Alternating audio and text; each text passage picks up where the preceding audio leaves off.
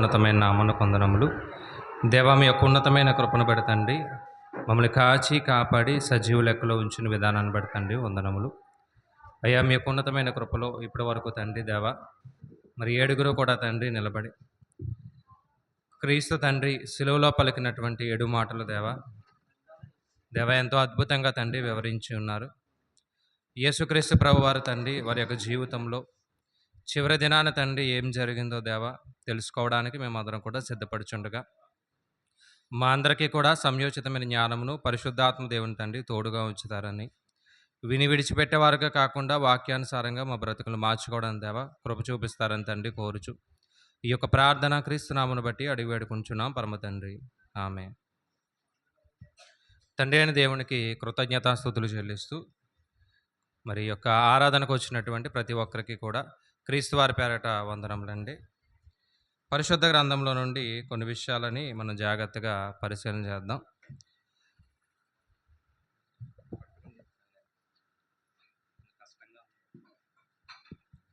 యేసుక్రీస్తు ప్రభు వారి యొక్క శిలువ బలియాగం అనేది మనందరికీ కూడా తెలిసిన విషయమే.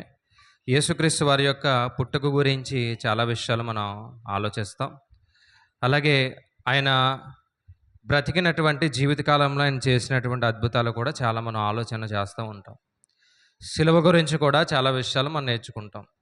అయితే యేసుక్రీస్తు ప్రభువారు మరణించే ముందు జరిగినటువంటి పరిస్థితులు, ఎలాంటి పరిస్థితులు ఉన్నాయి, ఆయన మరణించే ముందు జరిగినటువంటి రోజు గురువారం రాత్రి సుమారు 7 గంటల నుంచి ఆయన మరణం మధ్యాహ్నం 3 గంటలకి మరణిస్తే ఆయన సమాధి కార్యక్రమం అయ్యేటప్పటికి సుమారుగా 5-6 ఆ సమయం అవుతుంది. అప్పటి వరకు జరిగినటువంటి ప్రతి దానిని కూడా ఈరోజు మనం జాగ్రత్తగా పరిశీలన చేద్దాం. మనకు చాలా సమయం ఉంది కాబట్టి ప్రతి మాటని కూడా నేను చెప్పడానికి సిద్ధపడి వచ్చాను. మీరు కూడా జాగ్రత్తగా వినండి. ప్రతి మాటని కూడా మీరు రాసుకోండి. మరి ఇప్పటి వరకు కూడా 7 మాటలు చెప్పిన వాళ్ళు బైబిల్ అంతా తిప్పేశారు అటు ఇటు. మరలా ఒకసారి మనందరం మరలా బైబిల్ని తిరిగేయడానికి ముందుకెళ్దాం. కాబట్టి యేసుక్రీస్తు వారి యొక్క శిలువ యాగంలో లేదంటే శిలువ ఆ సందర్భంలో చివరి రోజు రాత్రి నుంచి ఆయన మరణించే వరకు ఏం జరిగింది అనేది ఈరోజు మనం ఆలోచించేటటువంటి అంశం. కాబట్టి ప్రతి విషయాన్ని కూడా మీరు జాగ్రత్తగా రాసుకోండి. నేను ఎక్కువ పాయింట్స్ చెప్తాను కాబట్టి ప్రతి పాయింట్ని కూడా మీరు రాసుకోవడానికి మీరు జాగ్రత్తగా రాసుకోవాలని వినాలని దేవుని పేరట కోరుచున్నాను. ఎందుకంటే యేసుక్రీస్తు వారి యొక్క శిలువ మరణం అనేది అది సాధారణమైనటువంటి మరణం అయితే కాదు. అది చాలా భయంకరమైనటువంటి మరణం, ఘోరమైనటువంటి మరణం. ఒక వ్యక్తి మాట్లాడుతూ, చరిత్రకారులు మాట్లాడుతూ ఈ శిలువ మరణం అనేది ఎలా ఉంటుంది అని చెప్పారంటే, ఒక వ్యక్తిని 1000 సార్లు చంపితే ఎంత భయంకరమైనటువంటి బాధ అనిపిస్తాడో, ఒక వ్యక్తిని 1000 సార్లు చంపితే ఎలాంటి బాధ అనిపిస్తాడో అలాంటి బాధ యేసుక్రీస్తు వారు ఆ మరణంలో అనుభవించారు. అలాగే శిలువ మరణం అనేది ఎవరికి వేస్తారు అంటే చాలా భయంకరులకి, దేశ ద్రోహులకి, చాలా భయంకరమైనటువంటి పాపాలు చేసిన వారికి, దోషాలు చేసిన వారికి మాత్రమే శిలువ మరణం అనేది వేస్తారు. అది కూడా శిలువ మరణంలో కూడా అందరినీ ఇంత హింస పెడుతున్నట్టుగా మనం ఎక్కడ చూడం. 2 దొంగల గురించి కూడా మాట్లాడుతున్నప్పుడు వారిని శిలువ మోయించినట్లుగా, కొట్టినట్టుగా, తిట్టినట్టుగా మనం ఎక్కడ గమనించాం. శిలువ మీద వేలాడారు అనే మనం చూస్తాం. కానీ యేసుక్రీస్తు వారి యొక్క శిలువ మరణం అనేది చాలా భయంకరమైనది, చాలా ఘోరమైనది. ఆయన మీద చాలా కక్ష కట్టి ఆయన మీద చాలా పగ పెట్టుకొని ఆ శిలువ మరణానికి తీసుకెళ్ళడం అనేది మనం చూస్తాం. కాబట్టి ఆ రోజు రాత్రి నుండి ఆయన మరణించే వరకు ఏమయ్యింది అనేది మనం ఈ యొక్క 24 గంటల్లో ఏం జరిగింది, లేదా ఒక దినంలో ఏం జరిగింది అనేది జాగ్రత్తగా ప్రతి పాయింట్ని కూడా మనం రాసుకోవడానికి ప్రయత్నం చేద్దాం. భవిష్యత్తులో ఇవి మనకి చాలా బాగా ఉపయోగపడతాయి. ముందుగా యేసుక్రీస్తు ప్రభు వారు మొదటి విషయం ఏంటంటే, యేసుక్రీస్తు ప్రభు వారు శిష్యులతో చెబుతూ పస్కాని సిద్ధపరచమని చెప్పారు. మత్తయి సువార్త 26వ అధ్యాయము 17 నుండి 19 వరకు కూడా పులియని రొట్టెల పండగ లేదా పస్కా పండగని సిద్ధపరచండి అని చెప్పారు. ఏమండి నేను చెప్పే విషయాన్ని మరలా జాగ్రత్తగా ఏంటంటే, యేసుక్రీస్తు ప్రభువారు గురువారం రాత్రి సుమారు ఒక 7 గంటల సమయం నుండి ఆయన మరణించినటువంటి రోజు శుక్రవారం మధ్యాహ్నం 3 గంటలకి మరణించాడాయన. ఆ మరణించే సమయం వరకు కూడా ఏం జరిగింది అనేది ఒక క్రమంలో చెబుతున్నా. మనం చాలా సార్లు చదివిందే. నేను ఒక క్రమంలో చెబుతున్నా. ఆ క్రమాన్ని ప్రతి పాయింట్‌గా మీరు రాసుకోండి. మొదటి పాయింట్ ఏంటంటే, శిష్యులకి యేసుక్రీస్తు ప్రభువారు చెబుతున్నటువంటి మాట, పులియని రొట్టెల పండగ లేదా పస్కా పండుగని ఆచరించమని చెప్పారు. పులియని రొట్టెల పండగ లేదా పస్కా పండుగను ఆచరించమని. ఎందుకు పస్కా పండుగ అంటే, అసలు బలయ్యేటటువంటి పస్కా ఆ గొర్రెపిల్ల ఎవరు అంటే యేసుక్రీస్తు ప్రభువారే. అది చెప్పడానికైనా ముందుగా పస్కా బలిని లేదా పస్కా పండుగని సిద్ధపరచండి. ఎందుకంటే రేపటి దినాన్న లేదా కొంత సమయం అయిపోయిన తర్వాత బలిగా ఎవరు వెళ్తున్నారు అంటే నేనే వెళ్ళబోతున్నాను అని వారికి చెప్పడానికి మొదటిగా ఆయన చేసినటువంటి పని ఏంటంటే పస్కా పండుగని ఆచరించండి అన్నారు. అది ఎక్కడంటే మత్తయి గారు రాసినటువంటి సువార్త 26వ అధ్యాయము 17-19 వచనాల్లో ఈ యొక్క వివరణ అనేది అక్కడ ఉంది. ఏమండి? మత్తయి సువార్త 26, 17-19 వచనాలు ఈ వివరణ ఉంది. రెండవ పాయింట్ ఏంటంటే ఆయన శిష్యులతో భోజనానికి కూర్చున్నాడు. శిష్యులతో భోజనానికి కూర్చోవడం రెండవ పాయింట్. దాదాపు ఒక 30 పాయింట్లు చెప్తానండి నేను. కాబట్టి ఏమండి ఎక్కువ వివరించను, పాయింట్స్ మాత్రం చెప్తాను నేను. జాగ్రత్తగా వినండి. రెండో పాయింట్ ఏంటంటే శిష్యులతో భోజనానికి కూర్చున్నాడు ఆయన. ఏ భోజనానికి? ఏ భోజనానికి అంటే రొట్టె ద్రాక్షరసాన్ని సిద్ధపరిచి భోజనానికి కూర్చుంటాడు. మనకి ఎక్కడ కనిపిస్తుంది ఈ విషయం అంటే మత్తయి సువార్త 26వ అధ్యాయము 20 వచనాన్ని మీరు చూడగలిగితే తీసిన వారు దయతో చదవండి. మత్తయి సువార్త 26వ అధ్యాయము 20 వచనం. సాయంకాలం అయినప్పుడు ఆయన 12 మంది శిష్యులతో భోజనం సిద్ధపరచండి అని చెప్పి భోజనాన్ని కూర్చున్నాడు. ఏమండి? మొదటి పాయింట్ ఏంటంటే పస్కా పండుగను ఆచరించండి అన్నాడు. రెండవ పాయింట్ ఏంటంటే భోజనానికి శిష్యులతో కూర్చున్నాడు. ఇక మూడవ పాయింట్ ఏంటంటే శిష్యుల్లో ఎవరు గొప్ప అనే ఒక ప్రశ్న వచ్చిందంట. ఈ భోజనానికి కూర్చున్నప్పుడే ఏం వచ్చిందంటే ఎవరు గొప్ప? పేతురు గారు గొప్ప, యోహాను గారు గొప్ప, ఇస్కరియోతు యోధా గొప్ప, లేదంటే ఇంకా ఉన్నటువంటి శిష్యులు ఆంద్రేయ గొప్ప, లేదంటే తోమా గొప్ప, వీళ్ళలో ఎవరు గొప్ప అనే ఒక ప్రశ్న వచ్చింది. ఎక్కడ అంటే లూకాసు వార్త 22వ అధ్యాయం 24వ వచనం. 22వ అధ్యాయం 24వ వచనం. లూకా గారు రాసినటువంటి సువార్త 22వ అధ్యాయము తమలో తాము గొప్పవాడిగా ఎంచబడును అను వివాదం పుట్టింది. ఎక్కడ వివాదము అంటే భోజనాన్ని కూర్చున్నారు కదా, ఆ భోజనాన్ని కూర్చున్నప్పుడే ఏమొచ్చిందంటే వివాదం వచ్చింది. ఏంటి వివాదము అంటే ఇది పెద్ద గొడవ ఏమీ కాదు, కానీ ఒక ఆలోచన వచ్చింది, ఒక ప్రశ్న వచ్చింది. ఇందులో ఎవరు గొప్ప? ఇదిగో పరలోక రాజ్యం యొక్క తాళపు చెవులు ఎవరికి ఇచ్చాడంటే దేవుడు పేతురు గారికి ఇచ్చారు. పేతురు గారు గొప్ప లేదా? ఏమండి ఆయనతో ఎక్కువగా ఉండేటటువంటి శిష్యులు పేతురు గారు ఉన్నారు, అలాగే ఇద్దరు ఉన్నారు. ఎవరా వాళ్ళు? జెబెదయి కుమారులు యోహాను, యాకోబు. వీళ్ళ గొప్ప లేదా యేసుక్రీస్తు వారిని ఎవరన్నా చూడడానికి వస్తున్నప్పుడు పంపించేటటువంటి శిష్యులు కొంతమంది ఉన్నారు, వీరు గొప్ప? అంటే ఎవరు గొప్ప అని ఒక ప్రశ్న వచ్చినప్పుడు ఆయన చేసినటువంటి పని 4వ పాయింట్ ఏంటంటే ఏమంటే కాళ్ళు కడగడం. ఎక్కడ కడిగాడు ఆయన చూద్దాం. యోహాను సువార్త 13వ అధ్యాయము 2వ వచనం. మూడో పాయింట్ ఏంటంటే ఎవరు గొప్ప అనే ఒక సమస్య వచ్చింది, ఎవరు గొప్ప అనే ఒక వివాదం వచ్చింది. ఇప్పుడు 4వ పాయింట్ ఏంటంటే అంటే ఇది జరిగిన వెంటనే యేసుక్రీస్తు వారు చేసిన పని. యోహాను గారు రాసినటువంటి సువార్త 13వ అధ్యాయము 2వ వచనం. వారు భోజనము చేయుచుండగా ఆయన అప్పగించబడిన ఇస్కరియోతు యోధ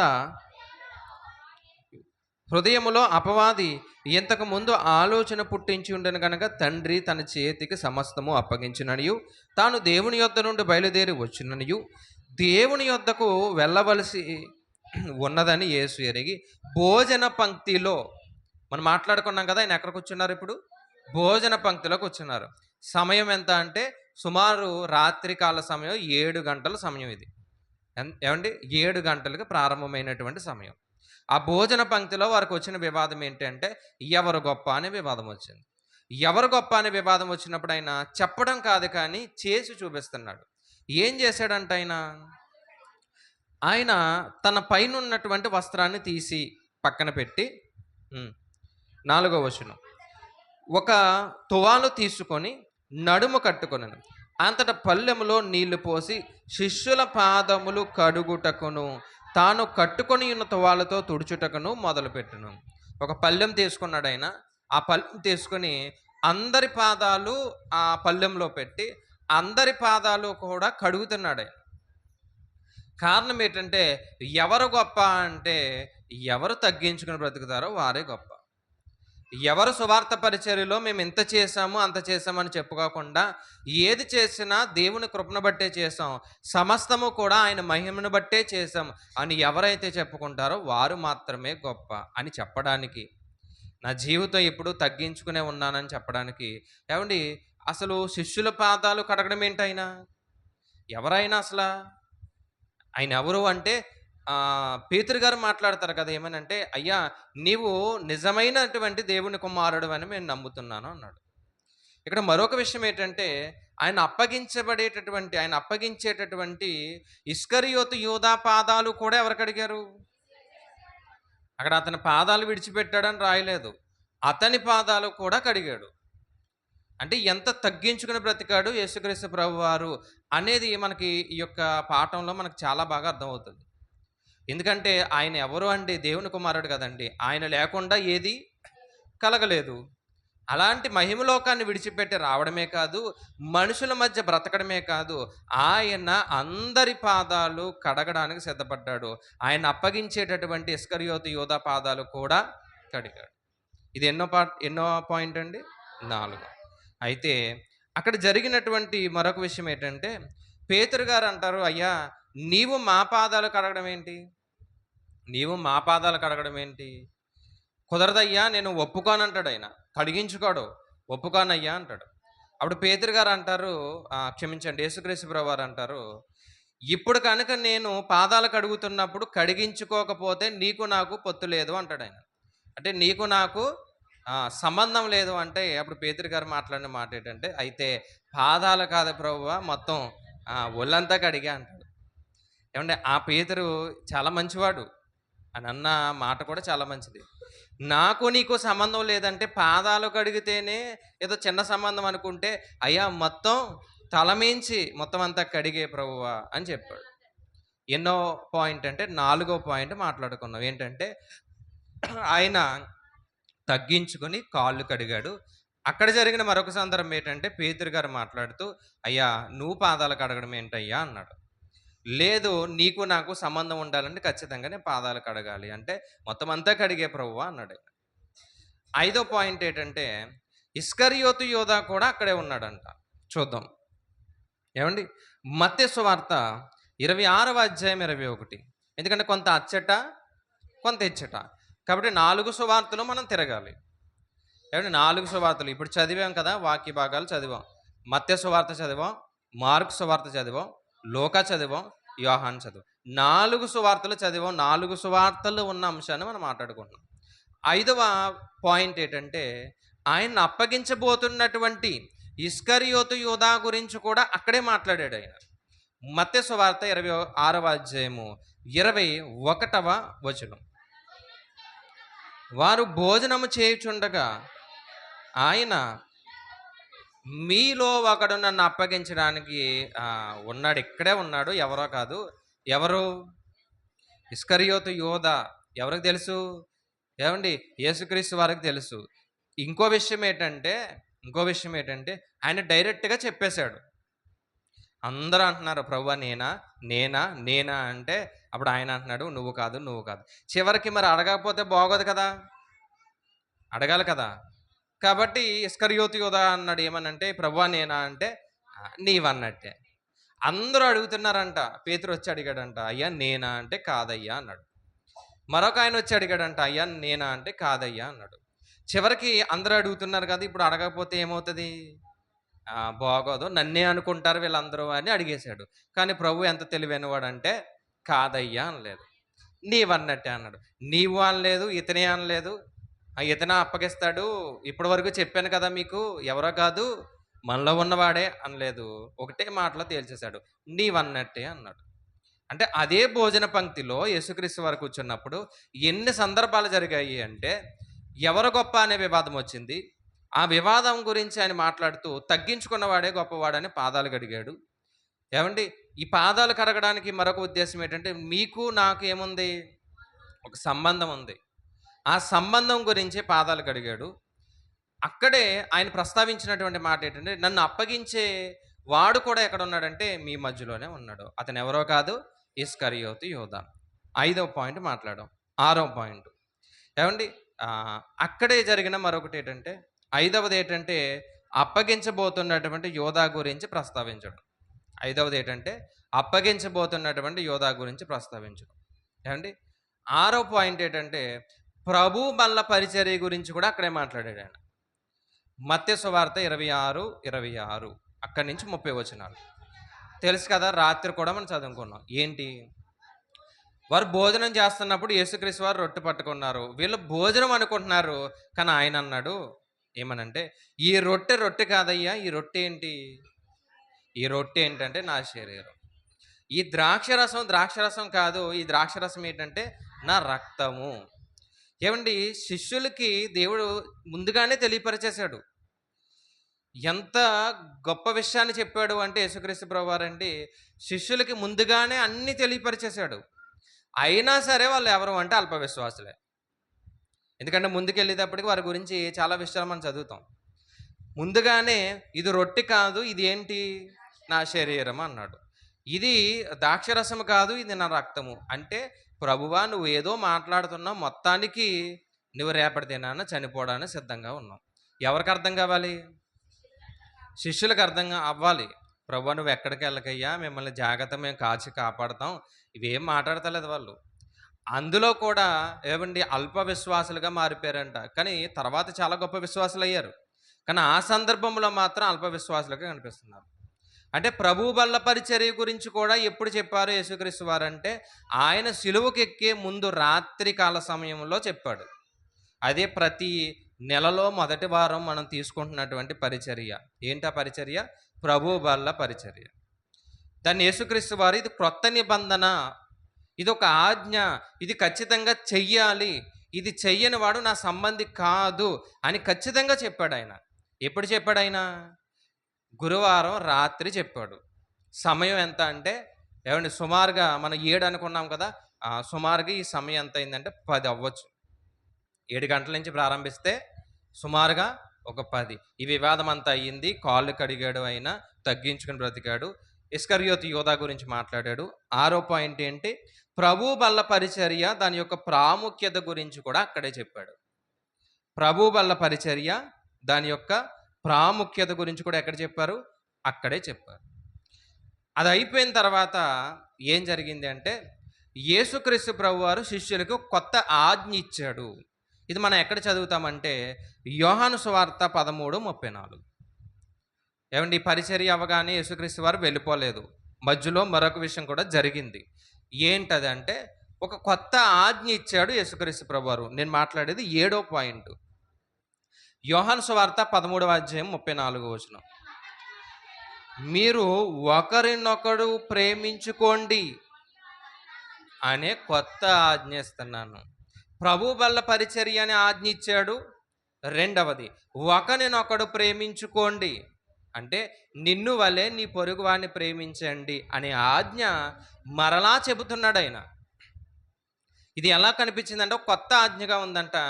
ఇది ముఖ్యంగా ఎవరి గురించి చెబుతున్నాడు ఆయన అంటే శిష్యుల గురించి మాట్లాడుతూ మీరు ఒకరినొకడు ప్రేమించుకోండి. చదవండి అమ్మ కిందకి.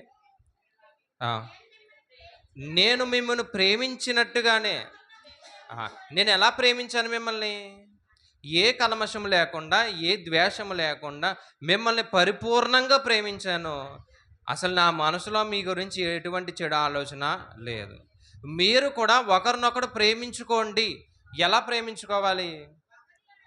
ఒకని ఎడల ఒకడు ప్రేమ కలిగిన వారై ఉంటే ఏవండి అలాంటి ప్రేమ గురించి మాట్లాడుతూ కొత్త ఆజ్ఞ ఇచ్చాడు ఆయన. ఏవండి చనిపోయే ముందు ఎన్ని మాటలు చెప్తున్నాడండి ఆయన. చనిపోయే ముందు మన పిల్లలకు మనం ఏం చెప్తాం? పలానా చోట కొబ్బరి తోట ఉంది. పలానా చోట ఏముంది? ఒక ఆయనకి ఒక 10 లక్షలు ఇచ్చాను. ఆ! లేదా ఇచ్చినవి చెప్తాం గానీ, ఇవ్వాల్సినవి చెప్పంలేండి మనం. పలానా ఆయనకి ఇది చేశాను. పలానా ఆయన దగ్గర ఇది ఉంది. ఏవండి ఇవన్నీ చెప్తాం. కానీ యేసుక్రీస్తు ప్రభువారు చనిపోయే ముందు ప్రభువు బల్ల పరిచర్య ఇచ్చాడు. ఎవరు గొప్పవారో చెప్పారు. ఏవండి కొత్త ఆజ్ఞ ఇచ్చాడంట. ఏంటి? ప్రేమించండి. మిమ్మల్ని మీరు ప్రేమించుకోండి కొత్త ఆజ్ఞ ఇచ్చాడు. అక్కడే 8వ పాయింట్ ఏంటంటే క్రీస్తు పేతురుని హెచ్చరించడం జరుగుతుంది. ఇది మరలా ఎక్కడ చదువుతామంటే మత్తయి సువార్త లేదా యోహాను సువార్తలోనే చదువుతామండి. 13:37లో ఉంది. అందుకు పేతురు, ప్రభువా నీవెందుకు ఇప్పుడు నేనెందుకు ఇప్పుడు నీ వెంట రాలేను, నీ కొరకు నా ప్రాణాన్ని పెట్టేస్తానయ్యా అన్నాడు. అప్పుడు హెచ్చరించాడు. ఈ ఈ ఈ టైంలోనే ఏం జరిగింది అంటే 8వ పాయింట్. 8వ పాయింట్ ఏంటంటే క్రీస్తు పేతురు గారిని హెచ్చరించడం. క్రీస్తు పేతురు గారిని హెచ్చరించడం. ఎక్కడ? యోహాను సువార్త 13:37. ఏమని హెచ్చరించాడు అంటే ఇప్పుడు నేను వెళ్ళే ప్లేస్కి నువ్వు రాలేవు. చదువుదామంటే 37. అందుకు పేతురు, ప్రభువా నేనెందుకు ఇప్పుడు నీ వెంట రాలేను, నీ కొరకు ప్రాణం పెట్టుదునని ఆయనతో చెప్పగా యేసు, నా కొరకు నీ ప్రాణం పెట్టుదువా? ఆయనను ఎరుగునని నీవు ముమ్మారు చెప్పకముందు కోడి కూయదని నీతో చెప్పి హెచ్చరించాడు. ఏంటంటే ప్రాణం పెట్టేస్తానంటున్నావు కదా, ప్రాణం అవసరం లేదు, కానీ ఎవరన్నా వచ్చి యేసుక్రీస్తు వారు నీకు తెలుసా అంటే తెలుసు అని చెప్పు చాలు అన్నాడు. అంతే. యేసుక్రీస్తు వారు నీకు తెలుసా అంటే తెలుసు, నాకెందుకు తెలియదు, 3.5 సంవత్సరాలు నేను ఎవరితో ఉన్నాను అని ఒక మాట చెప్పు చాలు, ప్రాణం అవసరం లేదా అన్నాడు. కానీ చెప్పాడు ఆయన. యేసుక్రీస్తు వారు హృదయ రహస్యాలను ఎరిగినటువంటి దేవుడు అండి. అందుకే హెచ్చరించాడంట, అయ్యా నీవు ఖచ్చితంగా 3 సార్లు అబద్ధం ఆడతావు, ఖచ్చితంగా చెప్తున్నాను 3 సార్లు నువ్వు అబద్ధం ఆడతావు అని హెచ్చరిస్తున్నాడు. ఏమండి ఈ మాట చెప్పినప్పుడు ఖచ్చితంగా నేను ఆడడం ఏంటి, నేను ఆడను అనే ఆలోచనకు వెళ్ళాలి ఆయన. కానీ అబద్ధం ఆడాడు. 8వ పాయింట్ ఏంటి? క్రీస్తు పేతురు గారిని హెచ్చరించాడు. అది అయిపోయిన తర్వాత 14వ అధ్యాయం 1వ వచనం ప్రారంభమైంది. ఏంటి అది అంటే మీ హృదయములను కలవరపడనీయకండి, మీ కొరకు స్థలాన్ని సిద్ధపరుస్తున్నాను అన్నాడు. ఎన్నో పాయింట్? 9వ పాయింట్. 9వ పాయింట్ ఏంటంటే మీ కొరకు నేను స్థలాన్ని సిద్ధపరుస్తున్నాను అన్నాడు. ఎక్కడ సిద్ధపరుస్తున్నాడు ఆయన? ఎక్కడ సిద్ధపరుస్తున్నాడు? పరలోక రాజ్యంలో సిద్ధపరుస్తున్నాడు. ఎక్కడండి? పరలోక రాజ్యంలో సిద్ధపరుస్తున్నాడు. ఎవరి కొరకంట? మన కొరకు సిద్ధపరుస్తున్నాడు. ఇప్పుడు పరలోక రాజ్యంలో స్థలం సిద్ధపరచాలంటే ఎవరు వెళ్ళాలి? యేసుక్రీస్తు వారు ఖచ్చితంగా వెళ్ళాలి. ఎలా వెళ్ళాలి ఆయన? పాపం చేస్తే వెళ్తాడా? లేదు. పాపం చేస్తే వెళ్ళలేడు. మరి ఎలా వెళ్ళగలడు ఆయన? ఏ పాపము చేయకుండా ఉంటే మాత్రమే వెళ్ళగలడు. మన కొరకు స్థలాన్ని సిద్ధపరచగలడు. ఏమంటే ఇన్ని మాటలు చెబుతున్నాడు. ఆయనలో ఉన్నటువంటి ధైర్యం ఏంటంటే ఏ పాపము చేయకుండా ఉండడమే ధైర్యం. ఈ ధైర్యాన్ని పౌలు గారిలో చూస్తామండి. ఎక్కడంటే తిమోతి గారు చెప్తాడు కదా, తెలిసిన మాటే, నా పరుగు కడముట్టించి తిని విశ్వాసాన్ని కాపాడుకున్నాను, నా కొరకు ఏముంది? జీవ కిరీటం ఉంది. ఏంటైన ధైర్యం అంటే నేను ఏ పాపము చేయకుండా బతికాను, నేను చచ్చిపోతే ఖచ్చితంగా ఎక్కడికి వెళ్తాను? మరి యేసుక్రీస్తు ప్రభువారు కూడా దేవుడైనప్పటికీ ఆయన ఎలా వచ్చాడు? ఏమండి దేవుడైనప్పటికీ మనలాంటి శరీరమే, మనలాంటి రక్తమే, మనకున్నటువంటి ఏమండి ఎన్ని గంటలైతే ఉన్నాయో ఆయనకి ఎన్ని గంటలే ఉన్నాయి. ఆయన మనలాంటి మనిషే, మనలాగా నివాసం ఉన్నవాడే, నడిచిన వాడే, తిరిగిన వాడే, కానీ పాపాన్ని అంటించుకోకుండా ఉన్నాడు. కాబట్టి ఆయన మాట్లాడుతున్నాడు. ఎన్నో పాయింట్ అంటే 9వ పాయింట్, మీ కొరకు స్థలాన్ని నేను సిద్ధపరుస్తాను అని 14వ అధ్యాయం అంతా కూడా వివరించాడు. చివరికి వెళ్ళేటప్పటికి ఏం మాట్లాడాడంటే ఆయన చివరి మాట 31, అయినను నేను తండ్రిని ప్రేమించుచున్నానని లోకము తెలుసుకొనున్నట్లు తండ్రి నాకు ఆజ్ఞాపించినది నెరవేర్చుటకు నేను ఇలాగూ చేయుచున్నానని చెప్పాడు. చెప్పి ఏమంటున్నాడంటే ఆ, లెండి ఇక్కడి నుంచి వెళ్ళిపోదాం. ఎక్కడి నుంచి? ఎక్కడి నుంచి? భోజన పంక్తి నుంచి లేవండి వెళ్దాం అన్నాడు ఆయన. మత్తయి సువార్త 26 నుంచి చదివినప్పుడు ద్రాక్షరసం తీసుకున్న తర్వాత అంతటి వారు కీర్తనలు పాడుచు ఒలీవ కొండకు వెళ్ళిపోయారు అని కనిపిస్తుంది మనకి. చదువుతాం కదా మనం ప్రభు వాళ్ళ కార్యక్రమంలో. కీర్తనలు పాడుచు ఒలీవ కొండకు వెళ్ళిపోయారు. కానీ ఆ కీర్తనలు పాడుతూ ఒలీవ కొండకు వెళ్ళే ముందు ఏం జరిగింది అంటే పేతురు గారిని హెచ్చరించాడు. పేతురు గారితో మాట్లాడుతూ నువ్వు 3 సార్లు అబద్ధం ఆడతావని చెప్పాడు. అలాగే మీ కొరకు ఏం సిద్ధపరుస్తున్నాను నేను? స్థలాన్ని సిద్ధపరుస్తున్నాను. ఎక్కడ? పరలోక రాజ్యంలో స్థలాన్ని సిద్ధపరుస్తున్నాను అని ఇదంతా కూడా ఎక్కడ చెప్పాడో తెలుసండి? ప్రభు బల్ల పరిచర్యలోనే చెప్పాడు. అంటే భోజన పంక్తిలో ఎన్ని విషయాలు మాట్లాడుకున్నారు వాళ్ళు. ఏదో తినేశారు వెళ్ళిపోయారు అనుకుంటాం కదా. కానీ ఆ తినే సమయంలోనే ఎన్ని పాఠాలు నేర్పించాడో చూడండి. కాళ్ళు కడిగాడు. ఎవరు గొప్ప అనే ప్రశ్న వచ్చింది. ఏమండి మరొకటి ఏంటి? అప్పగించే ఇస్కరియోతు యోధా గురించి తెలియపరిచారు. స్థలాన్ని సిద్ధపరుస్తున్నాను అన్నాడు. పేతురు గారిని హెచ్చరించాడు. ఒకరినొకడు ప్రేమించుకోండి అని చెప్పాడు. ఇదంతా ఎక్కడ జరిగిందంటే భోజన పంక్తిలో. సమయం ఎంత అంటే 11 గంటలు అవుతుంది సుమారుగా. ఏమండి క్లారిటీగా చెప్పకపోయినా మనం జాగ్రత్తగా ఆలోచించగలిగితే 7 గంటల నుంచి 11 గంటల వరకు జరిగినటువంటి సందర్భం ఏంటంటే ఏ సందర్భం? అక్కడి నుంచి లేచారంట. లేచి ఎక్కడికి వెళ్తున్నారు ఇప్పుడు? ఒలీవల కొండకి వెళ్తున్నారు. ఒలీవల కొండలు ఎక్కడికి? గెత్సెమనే తోటలోనికి వెళ్తున్నారు. ఏమండి గెత్సెమనే తోటలోకి వెళ్తున్నారు. 26వ అధ్యాయం 30వ వచనం చూద్దాం ఒకసారి. 10వ పాయింట్ ఏంటంటే మేడగదిలో నుండి ఒలీవ కొండలకు బయలుదేరుతున్నారు. 10వ పాయింట్ మేడగది నుండి ఒలీవ కొండకి బయలుదేరుతున్నారు. 26:30 మత్తయి సువార్త 26:30. అంతటా వారు కీర్తన పాడి ఒలీవ కొండకు వెళ్ళిపోతున్నారు అన్నమాట. అంటే భోజన పంక్తిలో కూర్చున్నారు. ఇన్ని విషయాలు జరిగాయి. సుమారు టైం ఎంత అయింది? 11 అయింది. నేను టైం కూడా చెప్తున్నాను, జాగ్రత్తగా మీరు వినడానికి ప్రయత్నం చేయండి. సుమారు ఎంత అయింది? 11 అయింది. ఏమండి ఇక్కడ రొట్టెలు తిన్నారా లేదా అనేది కాసేపు పక్కన పెడితే 7 గంటల నుంచి కూడా ఆయన అలసిపోయే ఉన్నాడు, శ్రమ పొందే ఉన్నాడు, చాలా అలసిపోయి నీరసంగానే ఉన్నాడు ఆయన. టైం ఎంత? 7 గంటలు. గురువారం రాత్రి 7 గంటలు. ఈ పాట పాడి ఒలీవ కొండకు వెళ్తున్నప్పుడు సమయం సుమారుగా ఎంత అయింది? 11 గంటల సమయం అయింది. ఇప్పుడు ఒలీవ కొండకు వెళ్ళే మార్గంలో సమయం ఉంటుంది కదా, ఉంటుందా లేదా? అక్కడి నుంచి ఇక్కడికి వచ్చే లోపు చాలా మాటలు మాట్లాడుకుంటూ వస్తాం మనం. ఎన్ని మాటలు అంటే ఊరంతా చుట్టేసి వస్తాం మనం. ఎక్కడి నుంచి? మన ఇంటి దగ్గర నుంచి ఇక్కడికి వచ్చే లోపే మొత్తం ఊర్లో ఉన్న ప్రజలందరి గురించి కూడా మాట్లాడుకుని వచ్చేస్తాం మనం. సమయం ఎంత ఉంటుంది? 3 నిమిషాలు అక్కడి నుంచి ఇక్కడికి రావడానికి, లేదా 3 లేదా 5 నిమిషాలు అంతే. ఈ 5 నిమిషాల్లోనే మొత్తం ఈ పొలమూరులో ఉన్న గృహాలన్నీ టచ్ చేసుకుని వచ్చేస్తాం మనం. అలాంటిది యేసుక్రీస్తు ప్రభు వారు భోజన పంక్తి నుంచి ఒలీవ కొండకి వెళ్తున్నారు. వెళ్ళే మార్గము కూడా చాలా ప్రాముఖ్యత. సిలువలో పలికిన 7 మాటలే కాదు, ఒలీవ కొండకు వెళ్ళేటప్పుడు కూడా మాటలు పలికాడు ఆయన. ఏమండి 11వ పాయింట్. ఏమండి 11వ పాయింట్ ఏంటంటే గెత్సెమనే 10 ఏంటంటే మేడగదిలో నుండి ఒలీవ కొండలకు బయలుదేరారు. మత్తయి సువార్త 26:30. 11వ పాయింట్ గెత్సెమనే తోటకి వెళ్ళే మార్గంలో జరిగినటువంటి సందర్భం. ఏమంటే 11వ పాయింట్ గెత్సెమనే తోటకి వెళ్ళే మార్గంలో జరిగినటువంటి సందర్భం. ఏంటి ఆ సందర్భం అంటే యోహాను సువార్త 15-16 అధ్యాయాలు. యోహాను సువార్త 15-16 అధ్యాయాలు.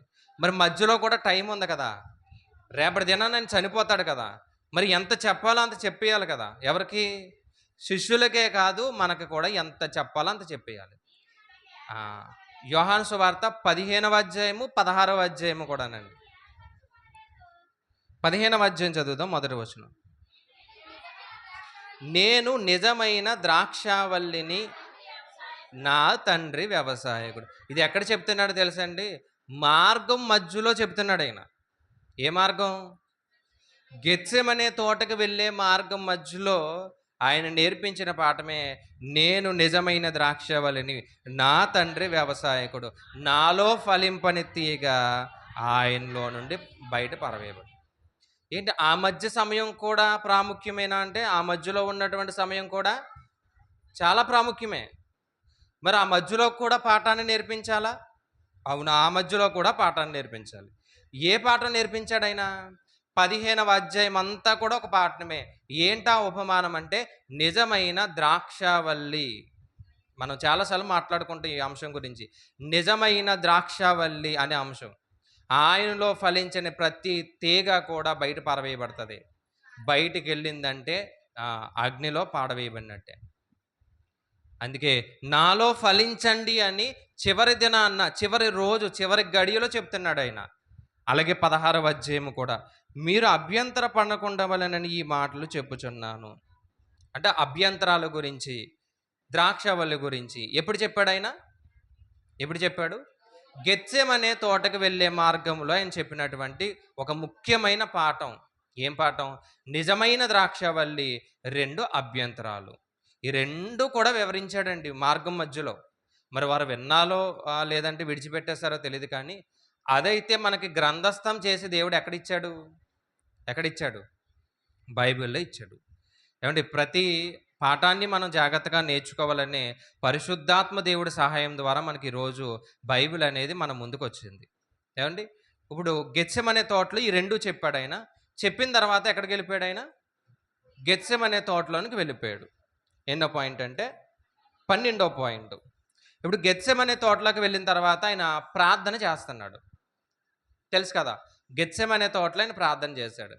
ఆ గెత్సెమనే తోటలో ఆయన ముందు చేసినటువంటి ప్రార్థన యోహాను సువార్త 17వ అధ్యాయం. గెత్సెమనే తోటలో ఆయన ముందు చేసినటువంటి ప్రార్థన యోహాను సువార్త 17వ అధ్యాయం. ఏమంటే నేను వరుసగా చెప్తాననమాట.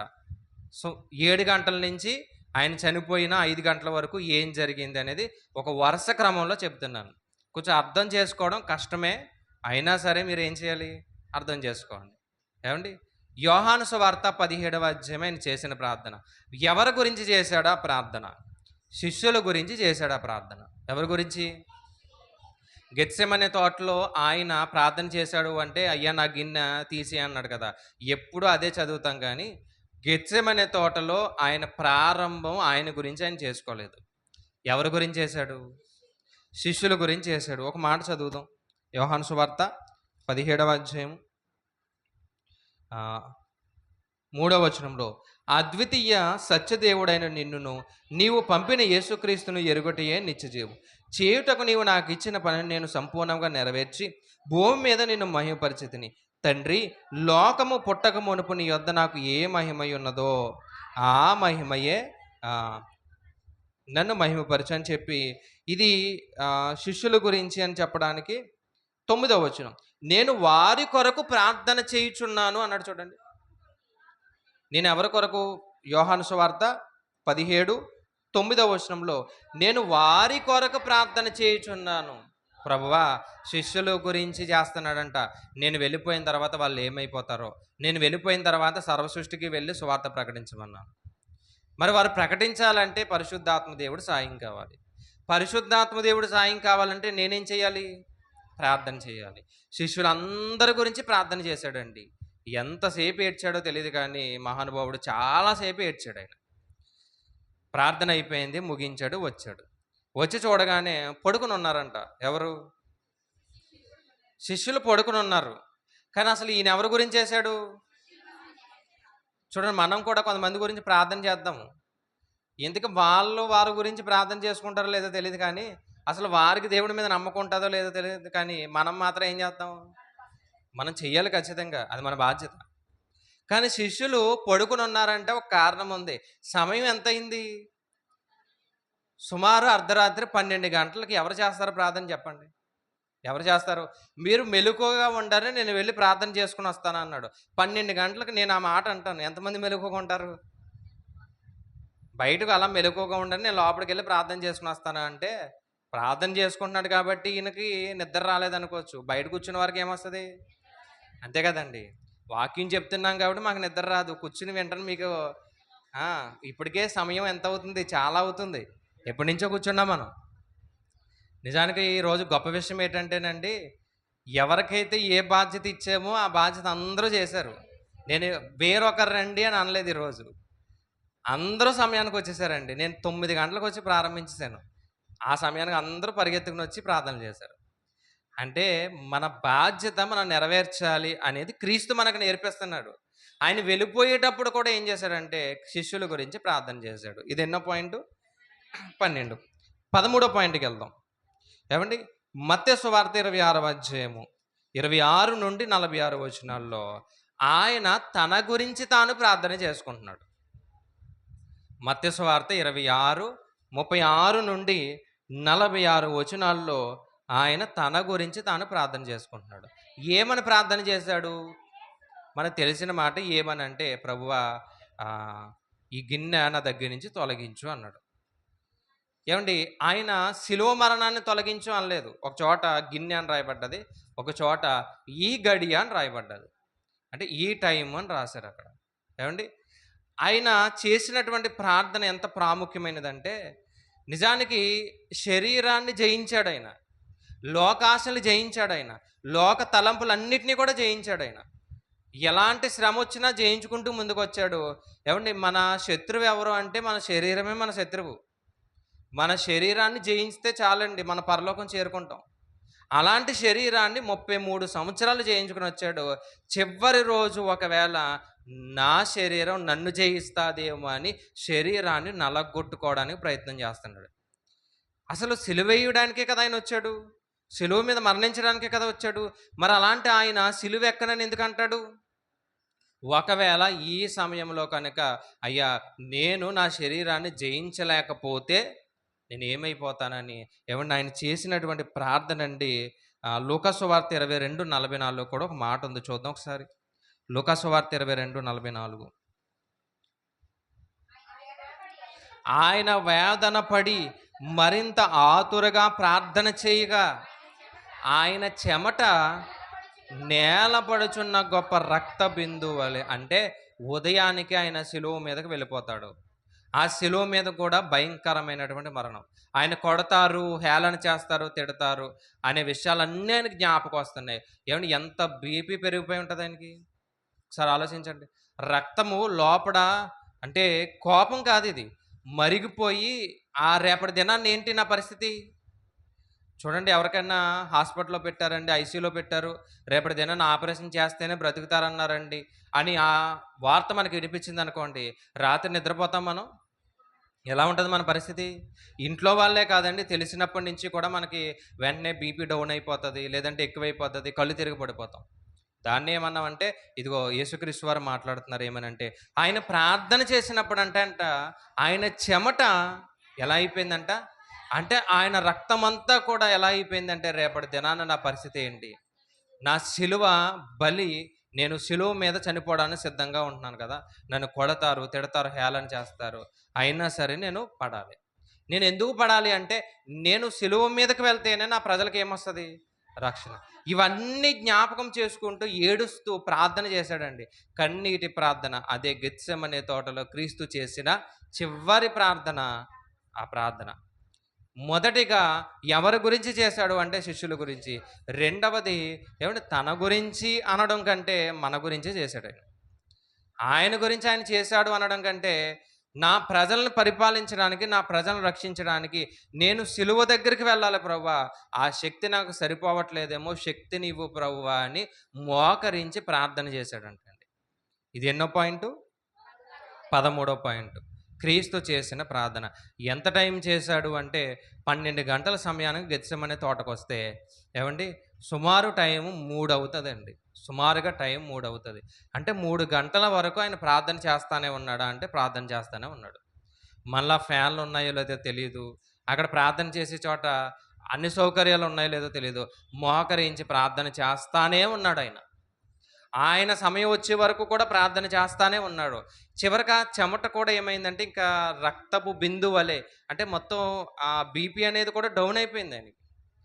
ఇక ఆయన శరీరంలో ఏవండి మోయడానికి కూడా శక్తి లేదు. ఒక వస్తువును మోయడానికి కూడా ఆయనకి ఏం లేదు.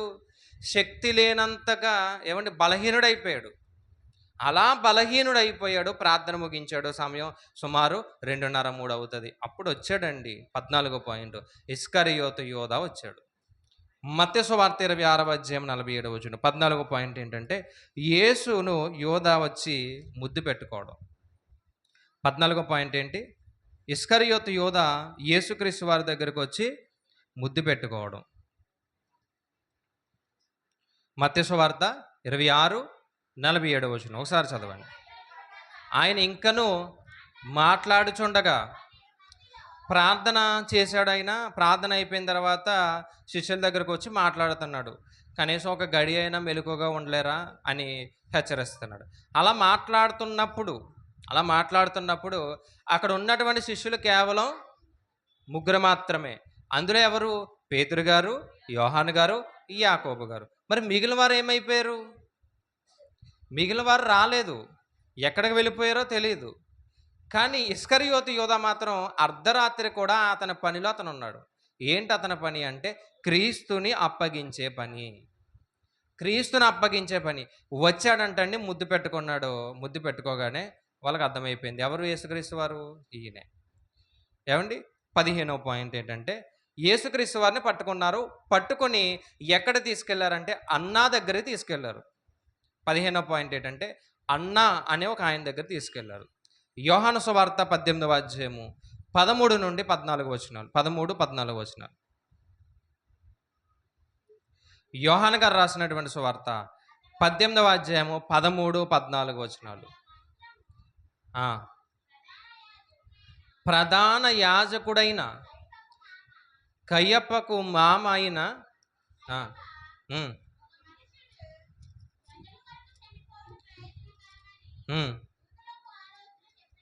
యూదులకు ఆలోచన చెప్పినాడు. మరొకసారి చదువుదాం. 18, 13లో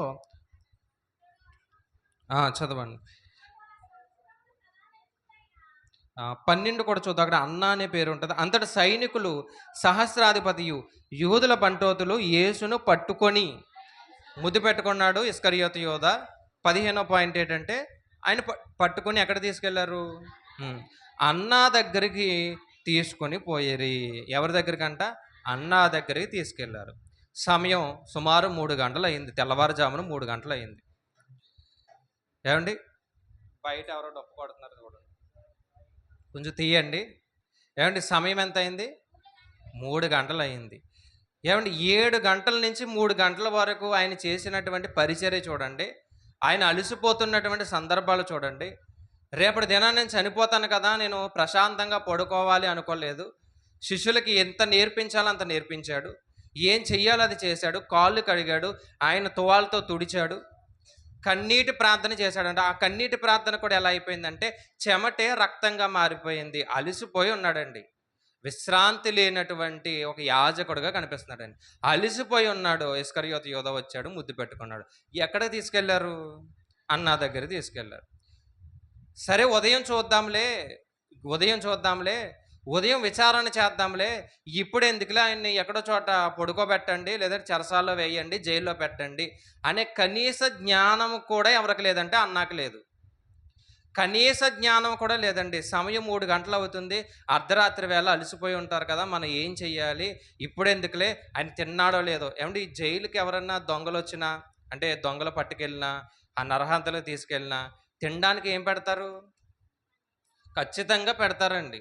జైల్లో దొంగలకి ఏం పెడతారు? విచారణ ముగిసి అతని మీద నేరస్థాపన చేసే వరకు ఒక పక్కన పెడతారు కదా, జైల్లో పెట్టే ముందు. వీడు తిన్నాడో లేదో అని కనీసం వాడు తినడానికి ఏమిస్తారు? ఎంతో కొంత తిండి పెడతారు. కానీ కనీసం అన్న ఇతను తిన్నాడో లేదో, ఇతను పడుకున్నాడో లేదో, ఇతనేంటి ఇంత నీరసంగా ఉన్నాడు, చెమట ఎలా కారిపోతుంది, రక్తంలా కారిపోతుంది కదా, అంటే ఇతని పరిస్థితి ఏమీ బాగాలేదు కదా అని కాసేపు పక్కన పెట్టండి, తర్వాత చూద్దాంలే అని కనీస జ్ఞానం కూడా లేనటువంటి అన్న మరలా కయ్యప్ప దగ్గరికి పంపించేశాడు. యేసుక్రీస్తు వారు ఆ అర్ధరాత్రి అంతా తిరగడమేనండి. అన్నా దగ్గరికి, కయ్యప్ప దగ్గరికి, హేరోదు దగ్గరికి, పిలాతు దగ్గరికి. ఈ కష్టాన్ని చూస్తున్నప్పుడైనా మనిషి మారకపోతే మనం ఎలాంటి గుండెలో ఒకసారి ఆలోచించండి. నీ కొరకు, నా కొరకు అర్ధరాత్రి 3 గంటలకి అన్నా దగ్గరికి, కయ్యప్ప దగ్గరికి, పిలాతు దగ్గరికి తిరుగుతానే ఉన్నాడు. అక్కడి నుంచి ఎక్కడికి వెళ్ళాడు చూడండి. 16వ పాయింట్ ఏంటంటే అన్నా దగ్గర నుంచి కయ్యప్ప దగ్గరికి వెళ్ళాడంట. 24వ వచనం. అదే యోహాను సువార్త 18వ అధ్యాయం 24వ వచనం. అన్నా దగ్గర నుంచి ఎక్కడికి వెళ్ళాడు? కయ్యప్ప దగ్గరికి వెళ్ళాడు. కయ్యప్ప ఎవరు అంటే కయ్యప్ప కూడా ప్రధాన యాజకుడే, ఒక అధిపతే. మరి కయ్యప్ప దగ్గరికి వెళ్ళినప్పుడు ఏం జరిగింది? చదవండి. అంతటా అన్న ప్రధాన యాజకుడైన కయ్యప్ప యొద్దకు పంపించాడంటే ఎక్కడ పంపించాడు? కయ్యప్ప దగ్గర పంపించాడు. మరి ఇతను ఏం చేశాడు అంటే ఇతను నా దగ్గరికి ఎందుకు పంపించారు అని, లేదంటే అతను చేయాల్సినటువంటి విచారణ అంతా చేసి మరలా మరొక వ్యక్తి దగ్గర పంపించాడంట. పెద్దల సభ దగ్గరికి తీసుకెళ్లారంటే యేసుక్రీస్తు వారిని. 17వ పాయింట్ అండి. 17వ పాయింట్ ఏంటంటే కయ్యప్ప దగ్గర నుంచి ఎక్కడ తీసుకెళ్లారంటే పెద్దల సభ, సన్హెరీబు సభ అన్నారు దీన్ని. పెద్దల సభ అంటే పెద్దలందరూ ఇలా కూర్చుని ఉంటారు. యేసుక్రీస్తు వారిని మధ్యలో పెట్టారు. మధ్యలో పెట్టి ఎందుకు తీసుకొచ్చారంటే ఈయన మీద నేరస్థాపన ఉంది, మరి ఏం చేద్దాం అని చెప్పి ఒక పని చేశారంటే ఇలా చూద్దాం. మత్తయి సువార్త 26వ అధ్యాయము 57 నుండి 68 వచనాలు ఈ సందర్భం ఉంది. 17వ పాయింట్ చెప్తున్నానంటే కయ్యప్ప దగ్గర నుంచి పెద్దల సభకు తీసుకెళ్లారు. ఆ సందర్భం మత్తయి సువార్త 26వ అధ్యాయము 57 నుండి 68 వచనాల్లో రాయబడినటువంటి సందర్భం. చదవండి.